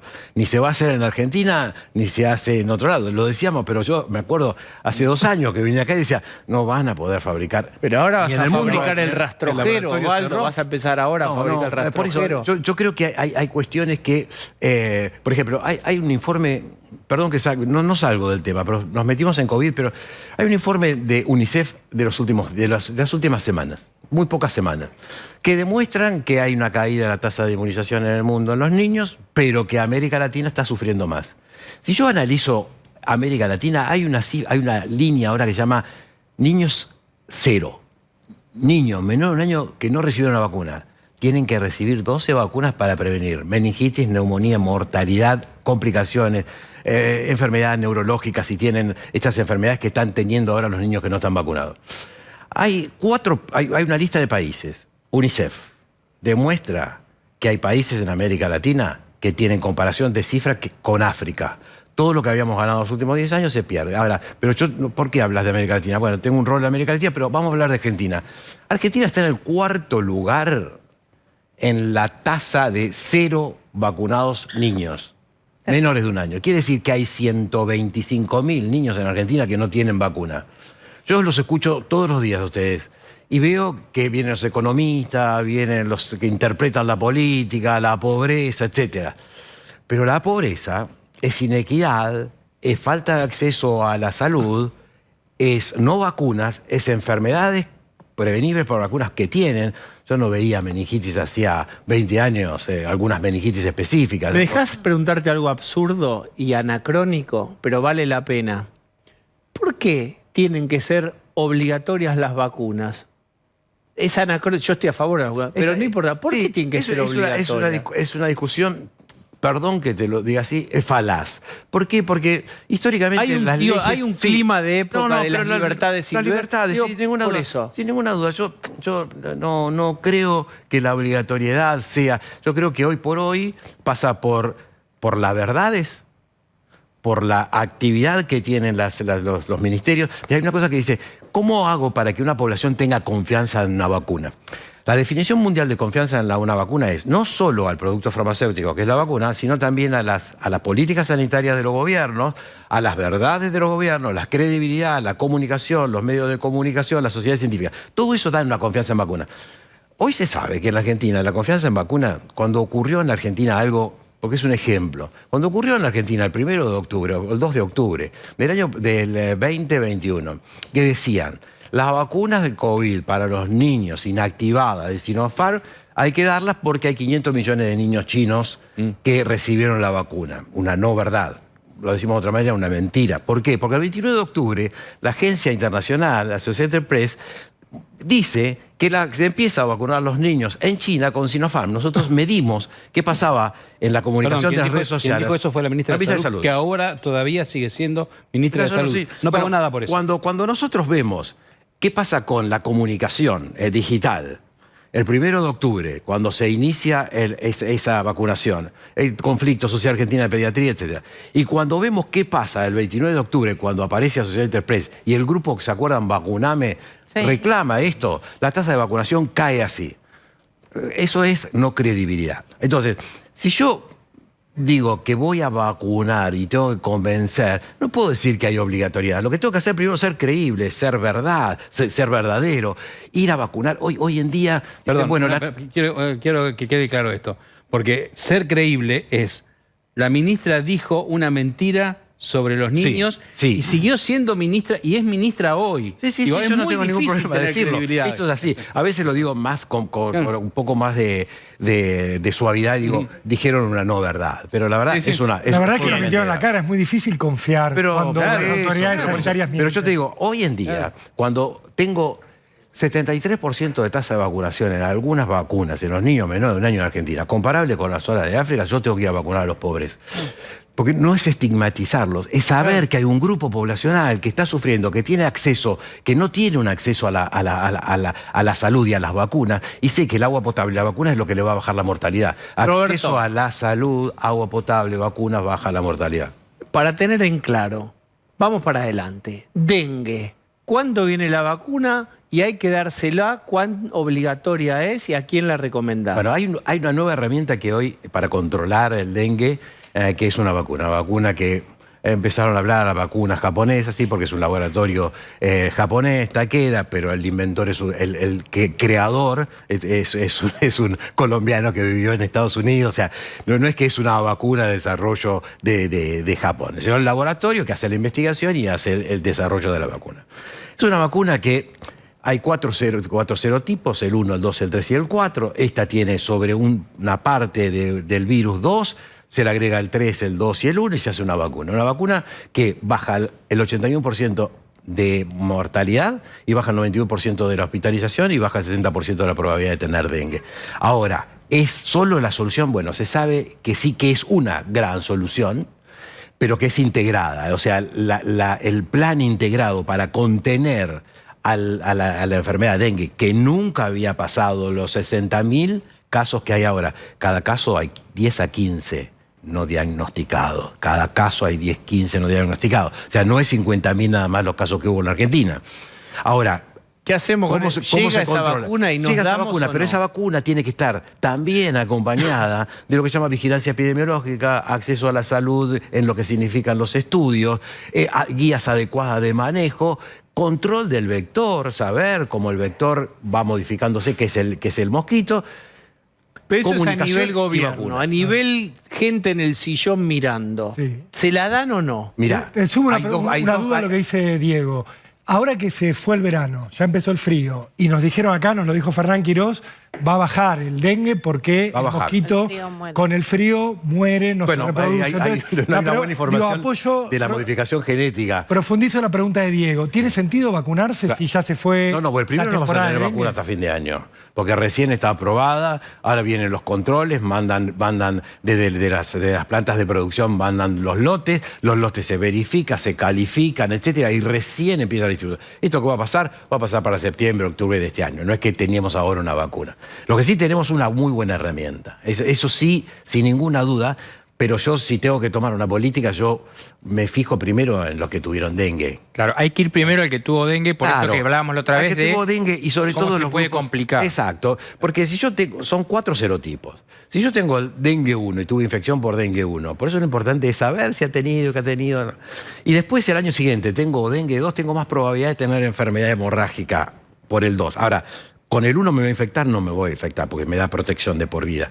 Entonces, esta circunstancia es cómo miro al paciente, a los pacientes que tuvieron o no tuvieron dengue, los primeros que vacunan son los que tienen dengue. ¿Por qué? Porque eso le tengo que bajar la probabilidad de complicación. Entonces después me fijo también el Big Data que tengo de la información epidemiológica, si hice vigilancia epidemiológica y si sé Ahora, qué es lo pero que pará, pasó y los tomo algo vacuno. de lo que estás diciendo ahora que es importante. Porque eso tiene que ver con que desde el Estado se mire. Y estábamos viendo lo que pasó con la ministra Bisotti y yo quiero poner la salvedad de lo que fue la gestión de Quirós en la ciudad de salud. Me parece que fueron dos modelos distintos de cómo desde el Estado se hace una cosa. Entonces, el Estado Y la va a gente lo hacer- sabe. Y la gente lo sabe, claramente lo sabe. Claramente. Ahora, ¿el Estado va a hacer eso que vos decís con el dengue o no? Primero, O no sé. debería haber dado acceso este año a todos al diagnóstico. ¿Cuántos conoce a usted que le hicieron diagnóstico de dengue por probabilidad? Ninguno. O que le dijeron, Todos. bueno. Casos o- comprobados no, o sea, pero tampoco había dónde ir a testearse. Había un solo lugar donde te yo lo podían dije la testear última en vez que toda vine la acá. Es capital decir, federal.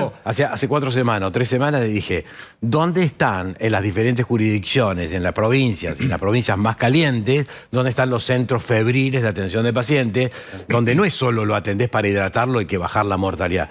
Porque el dengue ha cambiado, inclusive ha cambiado. Antes era el 1% de mortalidad, ahora el 3%. Chikungunya ha cambiado.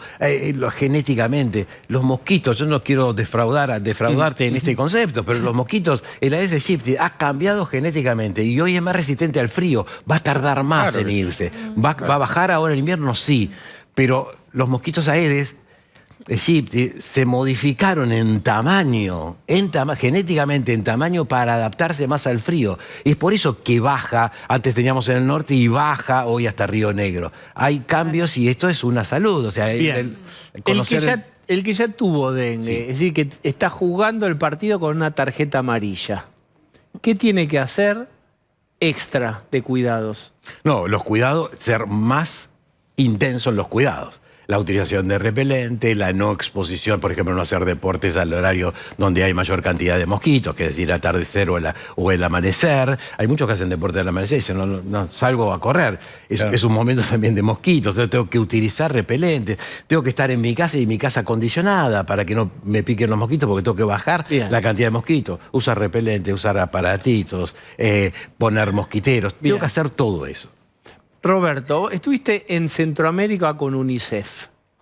Espera, ¿hay un miedo nuevo que haya que ya estar contemplado? ¿Va a llegar una nueva peste ¿Hay una alerta de algo? ¿O brindaron, Bueno, contaron anécdotas y ya? No. Nosotros en la Sociedad Latinoamericana de Infectología Pediátrica estamos pasando por lo que se llama la Mesoamérica, es decir, Colombia, Panamá, hacia arriba. ¿Por qué? Porque sí existe un riesgo sanitario. Riesgo sanitario de enfermedad de poblaciones, que vuelvo a decir, vulnerables, que son los pobres y los migrantes. Estos migrantes que hoy pasan por el tapón de Nariño, Carolina Moroso lo mostró muy bien aquí, hoy hay un incremento en la cantidad de personas. El año pasado pasaron 250.000 personas, este año se estima que van a pasar 400.000. Antes pasaban 3.000 chicos por mes, ahora están pasando 10.000.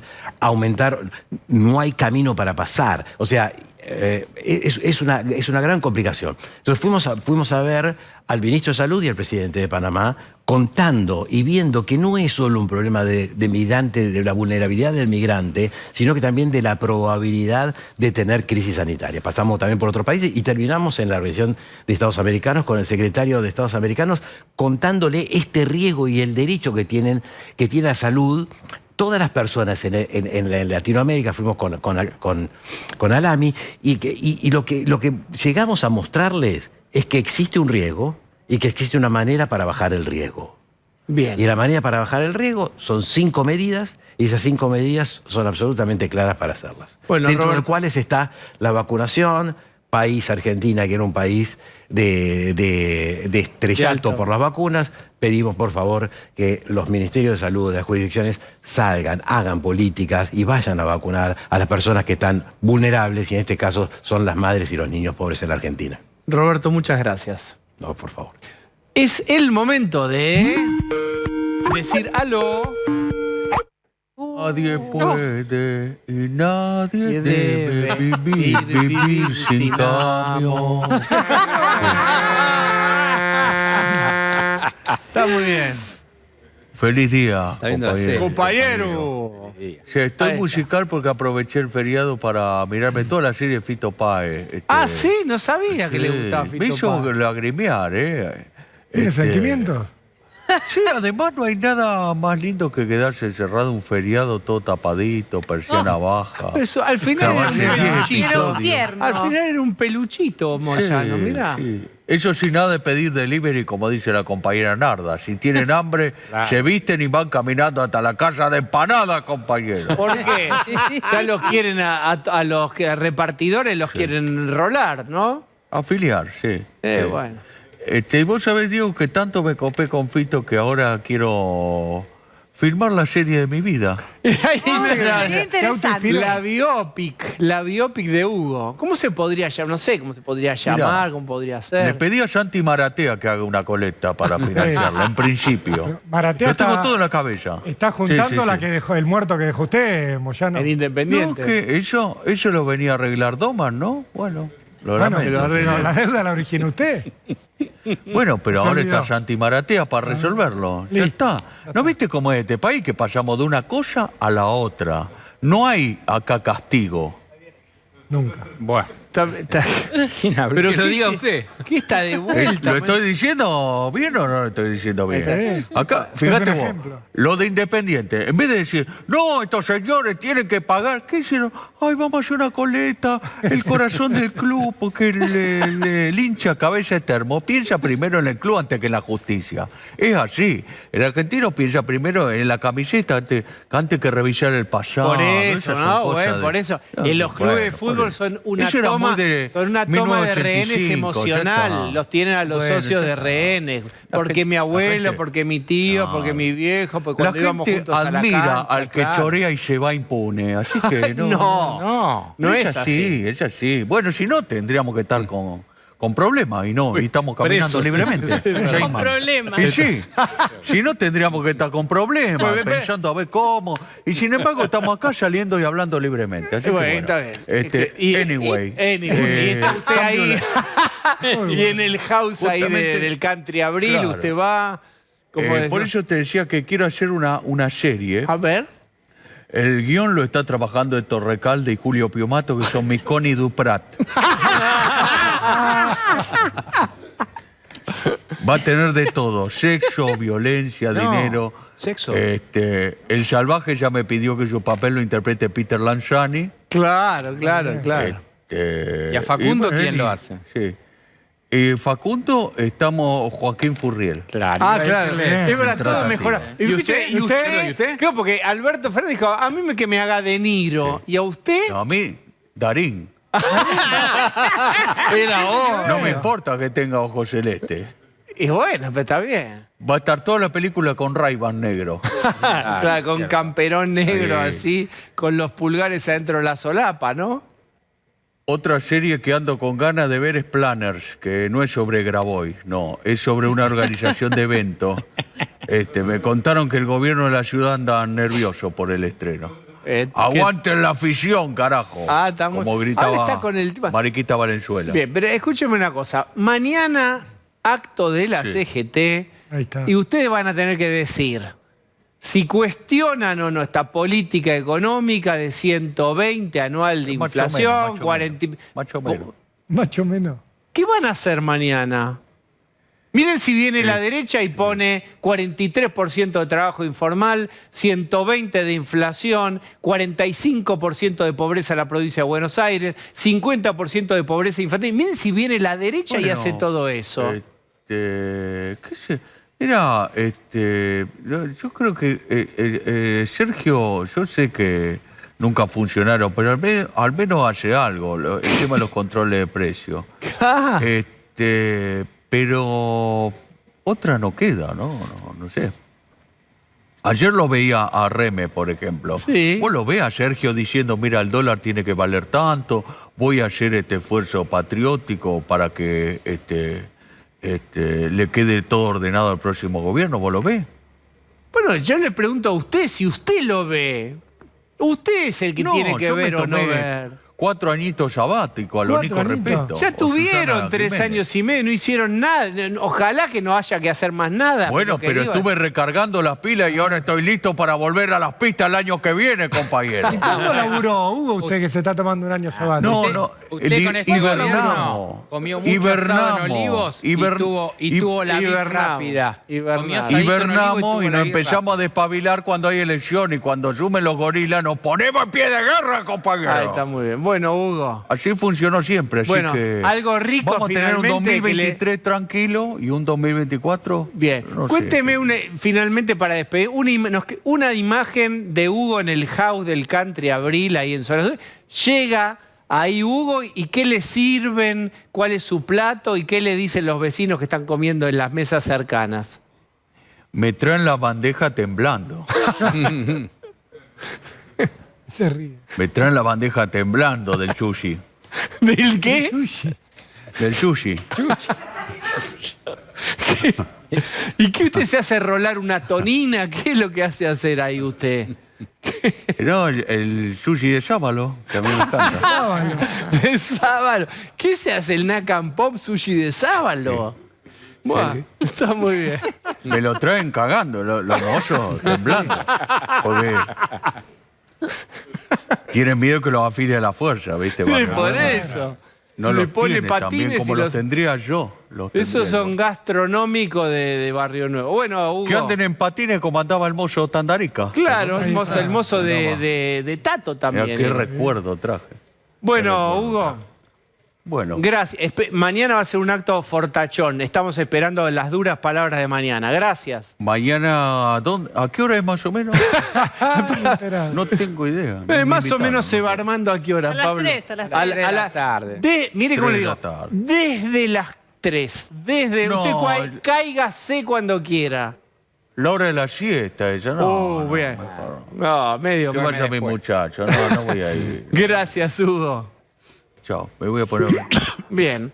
Si ustedes me permiten, no voy a hablar de Hugo, pero voy a hablar del el yerno de Hugo. El ex yerno de Hugo, que es el Chiqui Tapia, presidente de la AFA, que contraataca, digamos, de denunciado a denunciante. ¿Recuerdan? En el capítulo anterior te contábamos que había una empresa que denunciaba a la AFA y al Chiqui Tapia diciendo: nosotros, hace muchos años, mi empresa, ahora vamos a recordarlo, teníamos, aquí estoy, los contratos de los amistosos de la selección. Pues bien, ¿cómo es que Chiquitapia ahora armó otra empresa o contrató otra empresa entre gallos y medianoche y nos corrió del juego a nosotros? Recordemos eso, Lucía. Es así, Diego. Cuando el viernes la AFA se entera de que su presidente, Claudio Chiquitapia, quedó imputado por los delitos de fraude y desbaratamiento de derechos, armó la contraofensiva. Recordemos, Chiquitapia quedó imputado porque una empresa, World Eleven, lo denuncia porque aducen tener los derechos exclusivos para la organización y comercialización de los partidos amistosos de la selección nacional. Pero no fueron los que organizaron los últimos amistosos de la selección ya consagrada campeona del mundo.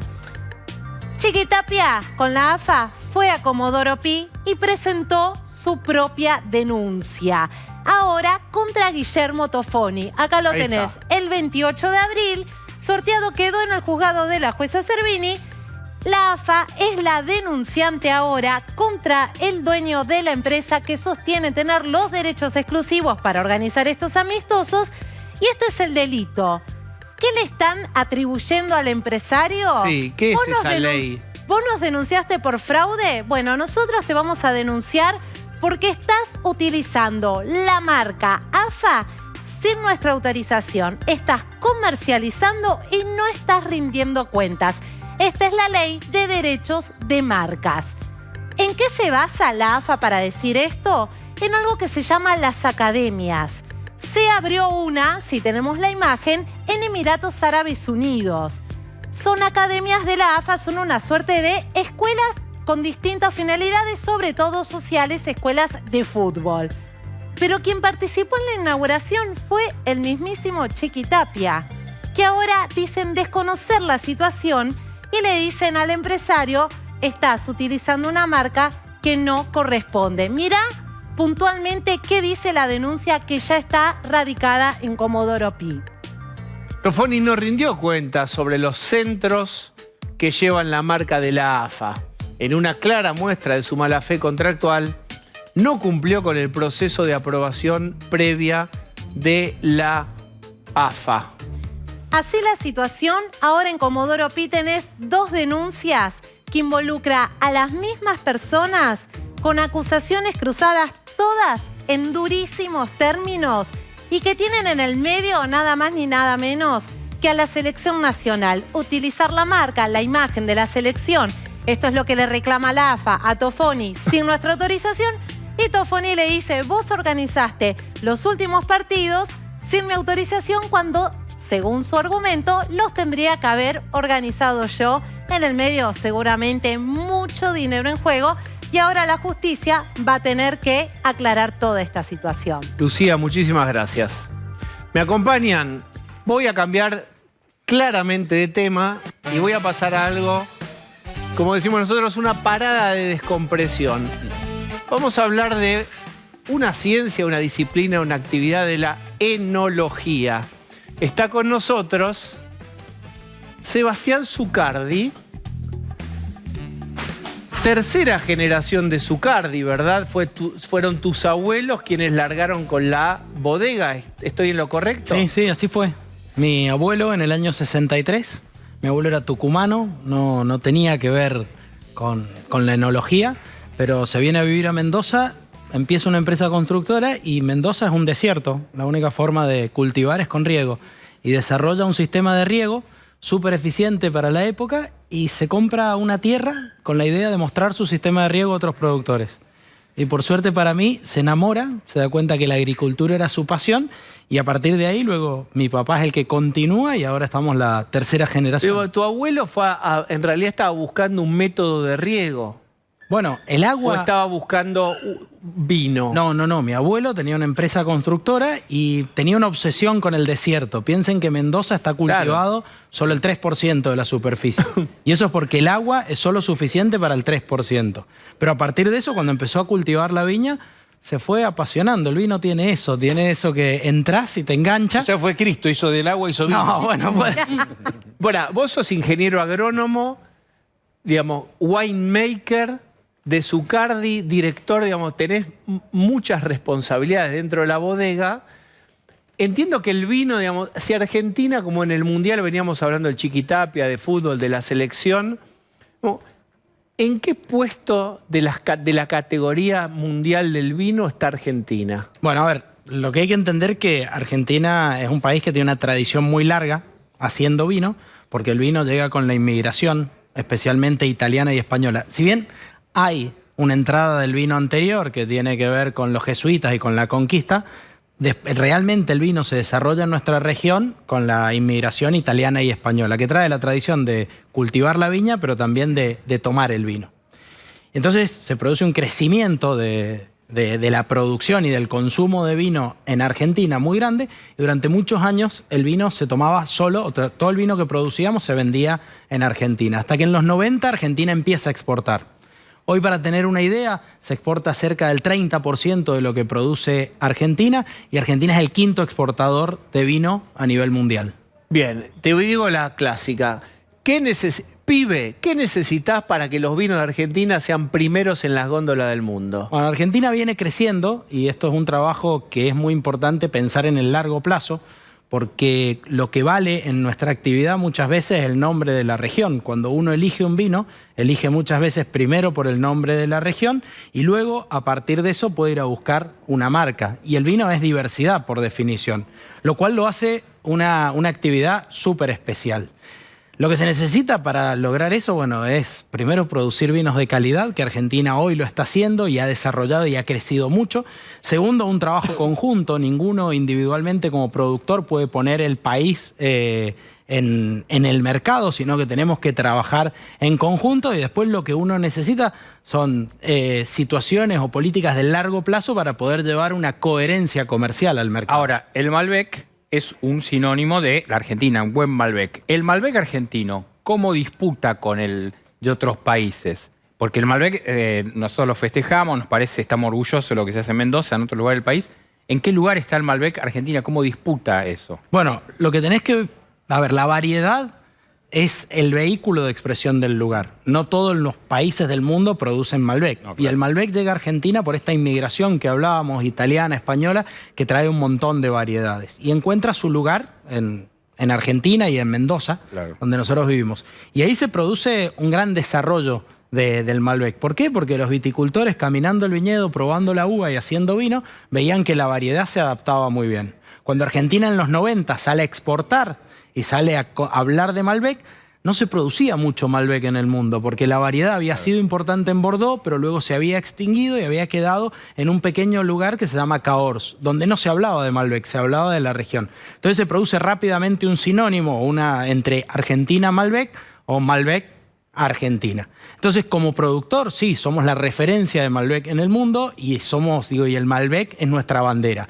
Pero bueno, hay mucho trabajo por hacer, porque sobre todo lo que hablábamos recién, lo que vale también en lo que hacemos es el lugar donde cultivamos. Entonces, no llega solo a que tenemos que hacer Malbec, sino que tenemos que contar que Argentina es un gran productor, que Mendoza, estoy hablando en un ejemplo porque es donde yo vivo, es un gran productor, que el Valle de Uco es un lugar especial y que dentro de eso hay un montón de pueblos donde se encuentran vinos en algún punto únicos. Y eso con muchísimos lugares de Argentina. Sebastián, ¿el gobierno actual los ha ayudado a exportar? ¿Les ha puesto más trabas que el anterior? ¿Cómo es la situación hoy? Mira, el tema... Porque uno piensa, si hay vino de gran calidad, tendría que ser una fuente de divisas para nuestro país. Sí. ¿Nos están ayudando o no? El tema del vino, a ver, como actividad, es que necesita un largo plazo. O sea, es una actividad, pensá, que aparte lleva mucha manufactura. Entonces, por ahí, las condiciones que pueden servir para otro tipo de materia prima o de explotación primaria no nos sirve a nosotros. Entonces, hoy, si uno piensa en la exportación, necesitaríamos un dólar más competitivo y no los vaivenes de cambiarios para poder sostener políticas de largo plazo. Porque entrar a un mercado, uno no entra y sale cuando quieren, se trabajan, especialmente en lo que hacemos nosotros. ¿Cuánto es el dólar competitivo? Bueno, viste que hablaban de un dólar, o lo que están haciendo, que es un dólar de 300 pesos. Bueno, un dólar cerca a ese ¿No hay ese un valor. dólar Malbec? Sí, el tema es que para acceder a ese dólar hay dos trabas, que tenés que firmar un convenio de no aumentar en el mercado argentino, lo cual, imagínense, para una empresa como nosotros que exportamos el 50% de lo que hacemos y el 50% va al mercado local, es muy difícil. Y después que nosotros en el giro de lo que hacemos, porque esta es una actividad donde, en serio, tiene mucho trabajo alrededor de una botella de vino y cada vez que sale una botella de vino sale etiquetada y dice Argentina, vos en algún punto te fijan un valor, pero vos cobrás a 90 días. Entonces ese valor llevado a 90 días sin actualizar va a tener muy poca diferencia. O sea, ¿el dólar Malbec no sirve? Bueno, en nuestro caso, por ejemplo, creemos que no es la herramienta que necesitábamos.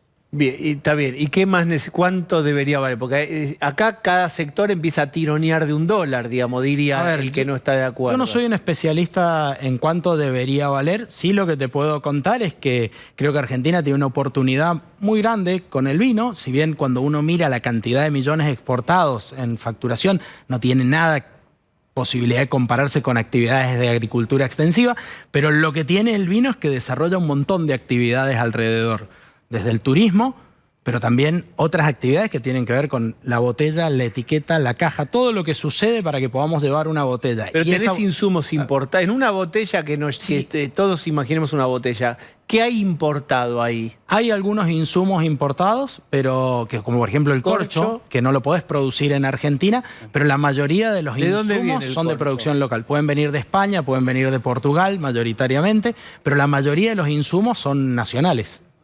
¿El corcho hay que traerlo importado? Sí, porque Claro, la planta no viene en cualquier lado. No, el alcornoque es una extracción de la corteza del árbol que se cosecha cada 50 años, o la primera cosecha es cada 50 años. ¿Y no fue reemplazado hasta ahora un material? Bueno, tenés diferentes tapas, tenés tapas a rosca, que son las que conocemos como Stelvin, que antes eran de muy mala calidad y ahora son de muy buena calidad. Por eso hoy cuando vean una tapa rosca no tienen que pensar... No modificar nada. No tienen que pensar más en una tapa de mala calidad como era antes. Son muy buenas, pero se usan para vinos de entrada de gama. Ustedes hacen un vino, no vamos a decir cuál, pero con la rosca, ¿no es cierto? Convénceme que la calidad está igual que cuando tenemos que no modificar nada. Si estuviera igual estarían los vinos de alta gama. Te dijo que están los de entrada.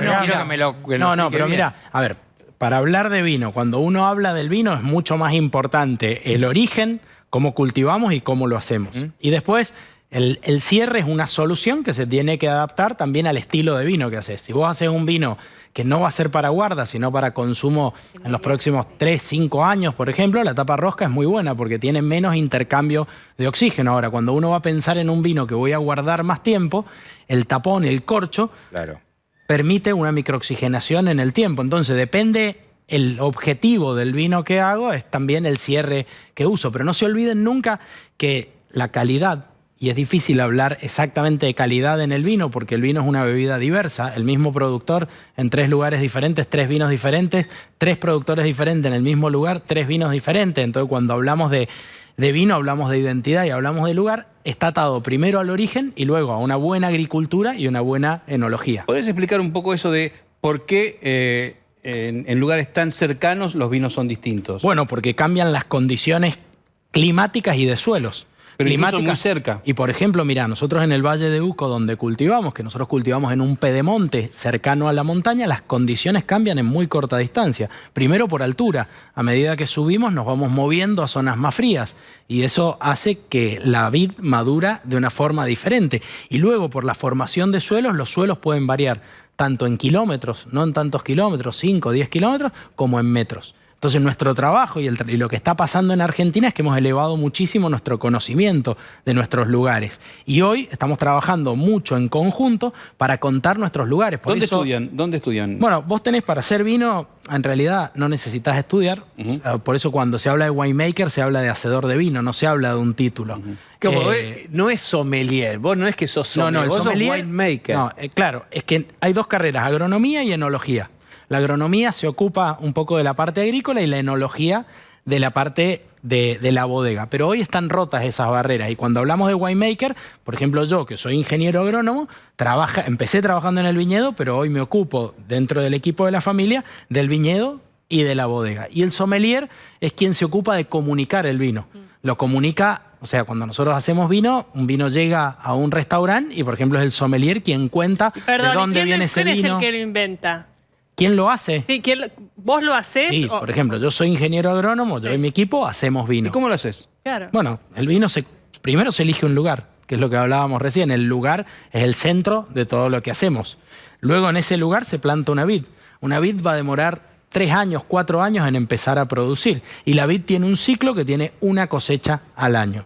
Depende de la variedad que cultivamos, es el tipo de vino que podemos hacer, porque con variedades blancas se pueden hacer vinos blancos, con variedades tintas se pueden hacer vinos blancos y vinos tintos. Y a partir de eso cosechamos, que la cosecha es febrero, marzo, abril, y se hace una fermentación donde el vino, la uva pasa, el azúcar pasa a alcohol y libera gas carbónico. Estoy hablando de una forma muy simple cómo es hacer un vino. Pero esa es la cadena como hacemos un vino. Pero año tras año, tu vino, por ejemplo, tu vino tinto, ¿tiene algún tipo de variaciones? ¿Hay factores externos que inciden y que pueden modificar ese sabor? Bueno, esa es la magia del vino que hablábamos de la unicidad y de la diversidad. Está atado al lugar, está atado al productor, a quien expresa ese lugar, y está atado al año en el que es hecho. Por ejemplo, yo como productor, año a año, puedo hacer vinos que van cambiando, o hago vinos que van cambiando. Sequía porque y cambio condiciones climático, climáticas eso. van cambiando. Mira, a ver, sequía sí, y recordad que donde vivimos nosotros, Riego. todo el agua que usamos para regar viene del deshielo de la cordillera. O sea, la cordillera es todo para nosotros. Es el paisaje, el clima, el agua, el suelo, y nosotros somos gente de montaña. Pero hablando en particular de la disponibilidad de agua, todo el agua que usamos para regar viene del deshielo. Durante el invierno hay nevadas, esas nevadas, esa nieve luego se derrite, baja a través de los ríos, y es el agua que ¿Eso usamos para también regar. incide en el sabor, en el Bueno, tipo de agua, no? No. A ver, seguro que debe incidir, pero no es de los factores más importantes, ni está estudiado exactamente qué tipo de agua. Sí necesitamos aguas de calidad para cultivar, pues si tenés aguas salinas no podés cultivar la vid. Entonces, lo que nos ha pasado es que en los últimos 11 años el promedio de nevadas está por debajo de la media histórica. Entonces la disponibilidad de agua que tenemos es menor. Pero todavía hay mucho trabajo que hacer en la eficiencia del uso de agua. Bien. Y después en lo que me hablabas de calentamiento climático, que es algo que se está hablando mucho en el vino, no hay evidencia que diga que la temperatura está levantando. Nosotros estamos en el hemisferio sur, tenemos más océanos que tierra, por lo tanto el calentamiento pará, parece estar acá un poco estamos, más moderado. En el bloque anterior hablamos de la tropicalización de Argentina que te trae dengue. Es decir, hay otras opiniones, está bien, por ahí es por regiones. Seguro, no te puedo pero decir. en nuestra actividad, donde necesitamos tiempo para ver la modificación de las temperaturas, no hay evidencias certeras que digamos que hay un cambio. El vino, yo sé muy poco, pero claro, no es el vino. El valor agregado se transformó en la experiencia del vino, de la cata, del momento. Vamos a hacer cuenta que vos no sos tercera generación de Zucardi, que es una bodega tan importante, etcétera, y estamos como si fuéramos sin cámaras. En la toma de vino en una cata, en una situación, ¿cuánto hay del vino y cuánto hay de la experiencia que uno le agrega a eso, te parece a vos? A ver, primero el vino es subjetivo. Y eso tenemos que partir de esto. Es más, cuando se puntúan vinos, siempre partimos de la opinión de alguien poniendo puntajes de vino. Entonces, tenemos que partir que el mismo vino, quizás a vos, no te produce el mismo efecto que me produce a mí, ni nos gusta el mismo vino. Pero hay un efecto muy importante que tiene que ver el lugar, el ambiente, la experiencia con la que estoy tomando y compartiendo ese vino. Y sí, la experiencia es al vino y el vino es a la experiencia. Ahora, si te doy un vino que tiene un defecto y la experiencia es fantástica, y es muy probable que la experiencia no alcance a cubrir ese espacio de la calidad del vino. Ahora, si tengo un vino muy bueno, por supuesto que es importante cómo estoy yo, con quién lo estoy compartiendo, porque aparte del vino es una bebida que compartimos. Viste que muchas veces dicen que en un momento especial hay que abrir una botella de vino. Bueno, nosotros siempre hablamos que a veces abrir una botella de vino hace un momento especial. Hay concursos internacionales, ¿no? de vinos. ¿Cómo estamos calificados? ¿Cómo está Argentina? ¿Cómo está tu bodega? Argentina está muy bien. La verdad que en el último tiempo el crecimiento, el reconocimiento para Argentina de periodistas de alto nivel y de reconocimiento mundial ha crecido muy alto. tenés dos formas de evaluar los vinos, insisto, pueden ser subjetivas, algunos son concursos donde hay paneles de cata y otros son periodistas que son referentes. Y estos periodistas vienen entregando reconocimientos muy altos para Argentina, al nivel de los mejores lugares, o de los lugares, no mejores, de los lugares más reconocidos del mundo. ¿Y cuál es el más... Saca Argentina. ¿Cuál es el lugar que hace el mejor vino? El país. A ver, tenés una tradición muy grande y como imagen siempre uno piensa en Francia, ¿no? Pero después tenés que meterte a hablar de las regiones adentro. Lo interesante es que hoy hay muy buenos vinos en muchísimos lugares. No solo en Francia, cuando hablas de Francia necesitas hablar de las regiones, Italia, España, sino que hoy encontrás vino en Argentina, en Chile, en Estados Unidos, en un montón de lugares de nivel muy alto. Medición de consumo. Hasta hace algunos años, parece que hubieran sido, digamos, pero no son tantos, los hombres notablemente bebían más que las mujeres. Después eso se emparejó. ¿Qué números tienen ustedes por género de consumo? No lo sé. O otros cortes que puedas o quieras mostrar. No, a ver. Para mostrar, digamos, fenómenos de consumo. Lo que tenemos que saber es que el consumo de vino cayó. Si uno lo mira históricamente en los 70, piensen que eran 90 litros per cápita. El consumo de vino era completamente diferente a lo que significa hoy. Y el consumo ha caído en Argentina. ¿Qué es lo que ha pasado en general? Países consumidores de vino, el consumo ha caído. Bueno, países no consumidores de vino, el consumo ha subido. Mucha cerveza y también otras bebidas que reemplazan el consumo de ¿Bajó el de vino. consumo, pero se consume vino más caro ahora? Sí, porque por supuesto. Cuando hablamos del consumo del pasado, uno piensa en el vino de cajita, el soda o la tradición de la damajuana. Ahora imagino que se gasta mucho más en vino, pese a que... El consumo global cayó. Pero el consumo de los niveles más altos, que son los niveles donde nosotros trabajamos, por ejemplo, y los niveles que se exportan, creció. Ahora, en Argentina, perdón, se produce en Mendoza, San Juan y Salta son lugares tradicionales. Pero ahora hay muchas otras provincias, ¿no? Bueno, en general, cuando uno mira el mapa vitivinícola, el 98% de lo que se produce está cerca de la cordillera. Y ha sido Mendoza, produce el 80% del vino del país, después está San Juan, después cuando te vas al norte, Salta es el exponente, y cuando te vas al sur, Río Negro. Pero hoy lo que está pasando es que las barreras se están rompiendo. Hoy ese mapa de Argentina se está estirando. Podemos ver cultivando bien en el norte, en Jujuy, que se ha abierto toda una nueva zona, o en la Patagonia, llegando hasta Chubut, o zonas cerca del mar, como son todas estas zonas cerca del Mar del Plata. Otros vinos distintos. Sí, y en nuestra región cada vez más alto, llegando a cultivar en lugares donde antes pensábamos que no era posible. Bien. ¿Te quedás después de la tanda? Vamos a hablar con la tercera generación de Zucardi de política. ¿Qué política de aceite de oliva hay que tomar en este momento? Después de la tanda, dale.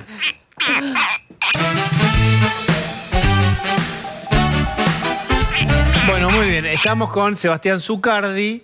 Vamos a aprovechar todo. Aceite de oliva. ¿Qué debo preguntarte sobre...? Enséñame a preguntar sobre aceite de oliva.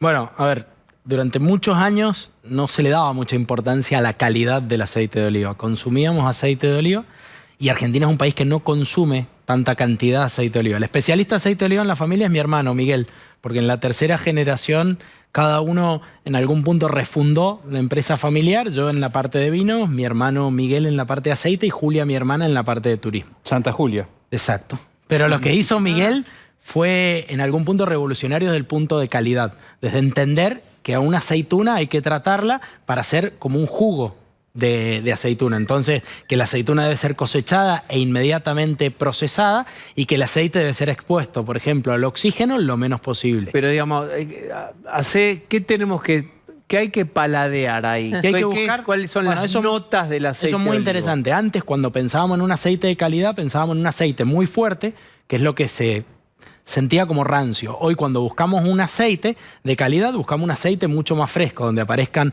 hojas de tomate, donde aparezcan aromas afrutados, donde aparezcan aromas que no tienen que ver con lo rancio, sino con lo fresco. Y, por ejemplo, el nivel de picante en boca es un buen síntoma también de calidad. Pero así como pasa con las uvas, que hay distintas uvas, también hay distintas aceitunas. Exacto. Y después hay distintas aceitunas, donde la aceituna más reconocida en Argentina es la Arauco, que es lo que sería el Malbec en el aceite. ¿Y por qué hay aceites tan caros de oliva? ¿Cuál es la diferencia que tienen? ¿Por qué eleva tanto el precio? Bueno, porque el lugar de producción, la variedad, la cantidad que podés producir y la calidad con lo que lo extraes. ¿Hay algún recipiente que guarde mejor que otro? Pues está el vidrio, está la lata. No, el problema es la luz con el aceite de oliva. Hay que evitar que esté expuesto a la luz. Entonces, todo lo que son botellas oscuras o latas funcionan perfecto. Y sobre, volviendo un poco al tema de los vinos, sobre las nuevas cepas, ¿alguna que veas que se impone más en el mercado, que ha tenido buena aceptación o que te ha llamado la atención? Para el que quiere esnoviar, vamos directo. Para el tipo que está dice, escuchar, voy a esnoviar. ¿Cuál es una cepa nueva que ve esto y quede bien? Quede bien. Yo creo que, la variedad, como hablábamos recién, más importante es el Malbec, ¿sí? Y cuando pensamos en qué viene de Argentina, Argentina no debería pensar, no, después del Malbec viene otra variedad y después viene otra variedad. Porque vos podés plantar Malbec en cualquier lugar del mundo y hacer Malbec. Sí. Y entonces ahí en algún punto se transforma en un commodity la variedad. Entonces si ustedes me preguntan qué viene después del Malbec, viene más Malbec, pero comunicado a través de los lugares. Porque cuando yo me tomo un Malbec que viene del Valle de Uco, o un Malbec que viene de Cafayate, o uno que viene de Río Negro, son 3 vinos completamente diferentes. Si vos sos capaz de, si yo te tapo las etiquetas, saber de dónde es. Sí, en líneas generales sí. Ay, Osvaldo Bazán me mira como diciendo... Y sí, pero el trabajo del señor. No, pero vos lo sabés. No, sí, podemos... No, eso me Está bien, pero podemos ¿cuán reconocer... profesional tenés que... ¿Cuánto entrenamiento tenés que tener? Hay que destapar muchas botellas de vino, es práctica eso, pero... A ver, Queremos entrenarnos. podemos tener 2 minutos de sinceridad. Sí. Uno ve mucho girocopa en lugares. Sí. Todo el mundo te hace girocopa. Todo el mundo los ves colocando Sommelier de todo. narices en posiciones. Y si el vino es caro, decís, esto es muy especial. Y si el vino no es tan caro... Vos sabés que también esto es medio un test de Roger donde cada uno adivina a ver algo, no te digo en la mancha, pero a ver, por supuesto agita. que puede haber cosas que... Pero uno, digo, yo que me dedico a esto, vos podés reconocer los vinos, o sea, los lugares a través de los vinos. Podés reconocer la variedad, podés reconocer el lugar. Por supuesto que hay grados de dificultad también para eso. Hay cosas que son muy difíciles de lograr a través del vino y que tenés que conocer mucho, o esos lugares o esos vinos en particular. Y ahora esta moda que ahí tenemos la vieja escuela, de la que yo adhiero, y la nueva es el vino joven contra un vino más, con más cuerpo, más madera. Vos estás innovando mucho el tema de vinos jóvenes. Bueno, ¿Qué pasa ahí? A ver, primero el vino es placer y es diversidad. Sí. Y podemos hablar un montón de cosas, pero cuando yo abro una botella de vino la quiero disfrutar. Y en algún punto esto de la diversidad que hablábamos, de que el mismo productor puede hacer vinos diferentes y productores diferentes en el mismo lugar pueden hacer vinos diferentes, es importante. Entonces no tiene que haber absolutismos. Y tampoco vos tomarías el mismo vino toda tu vida, ni con todas las comidas, ni... No. O sea, también te da esa posibilidad de variar. Ahora, lo que había un movimiento en los 90, donde el vino se buscaba mucho la concentración, se buscaba que el vino sea bien oscuro, normalmente con alcoholes más altos, y se usaba mucho la madera. Claro. Las maderas francesas, barricas francesas o americanas. Y hoy estamos en un camino donde nos hemos ido a, en algún punto, desvestir, sacar toda esa impronta que nos puede dar una barrica americano-francesa en la bodega y tratar de que los vinos hablen más del lugar.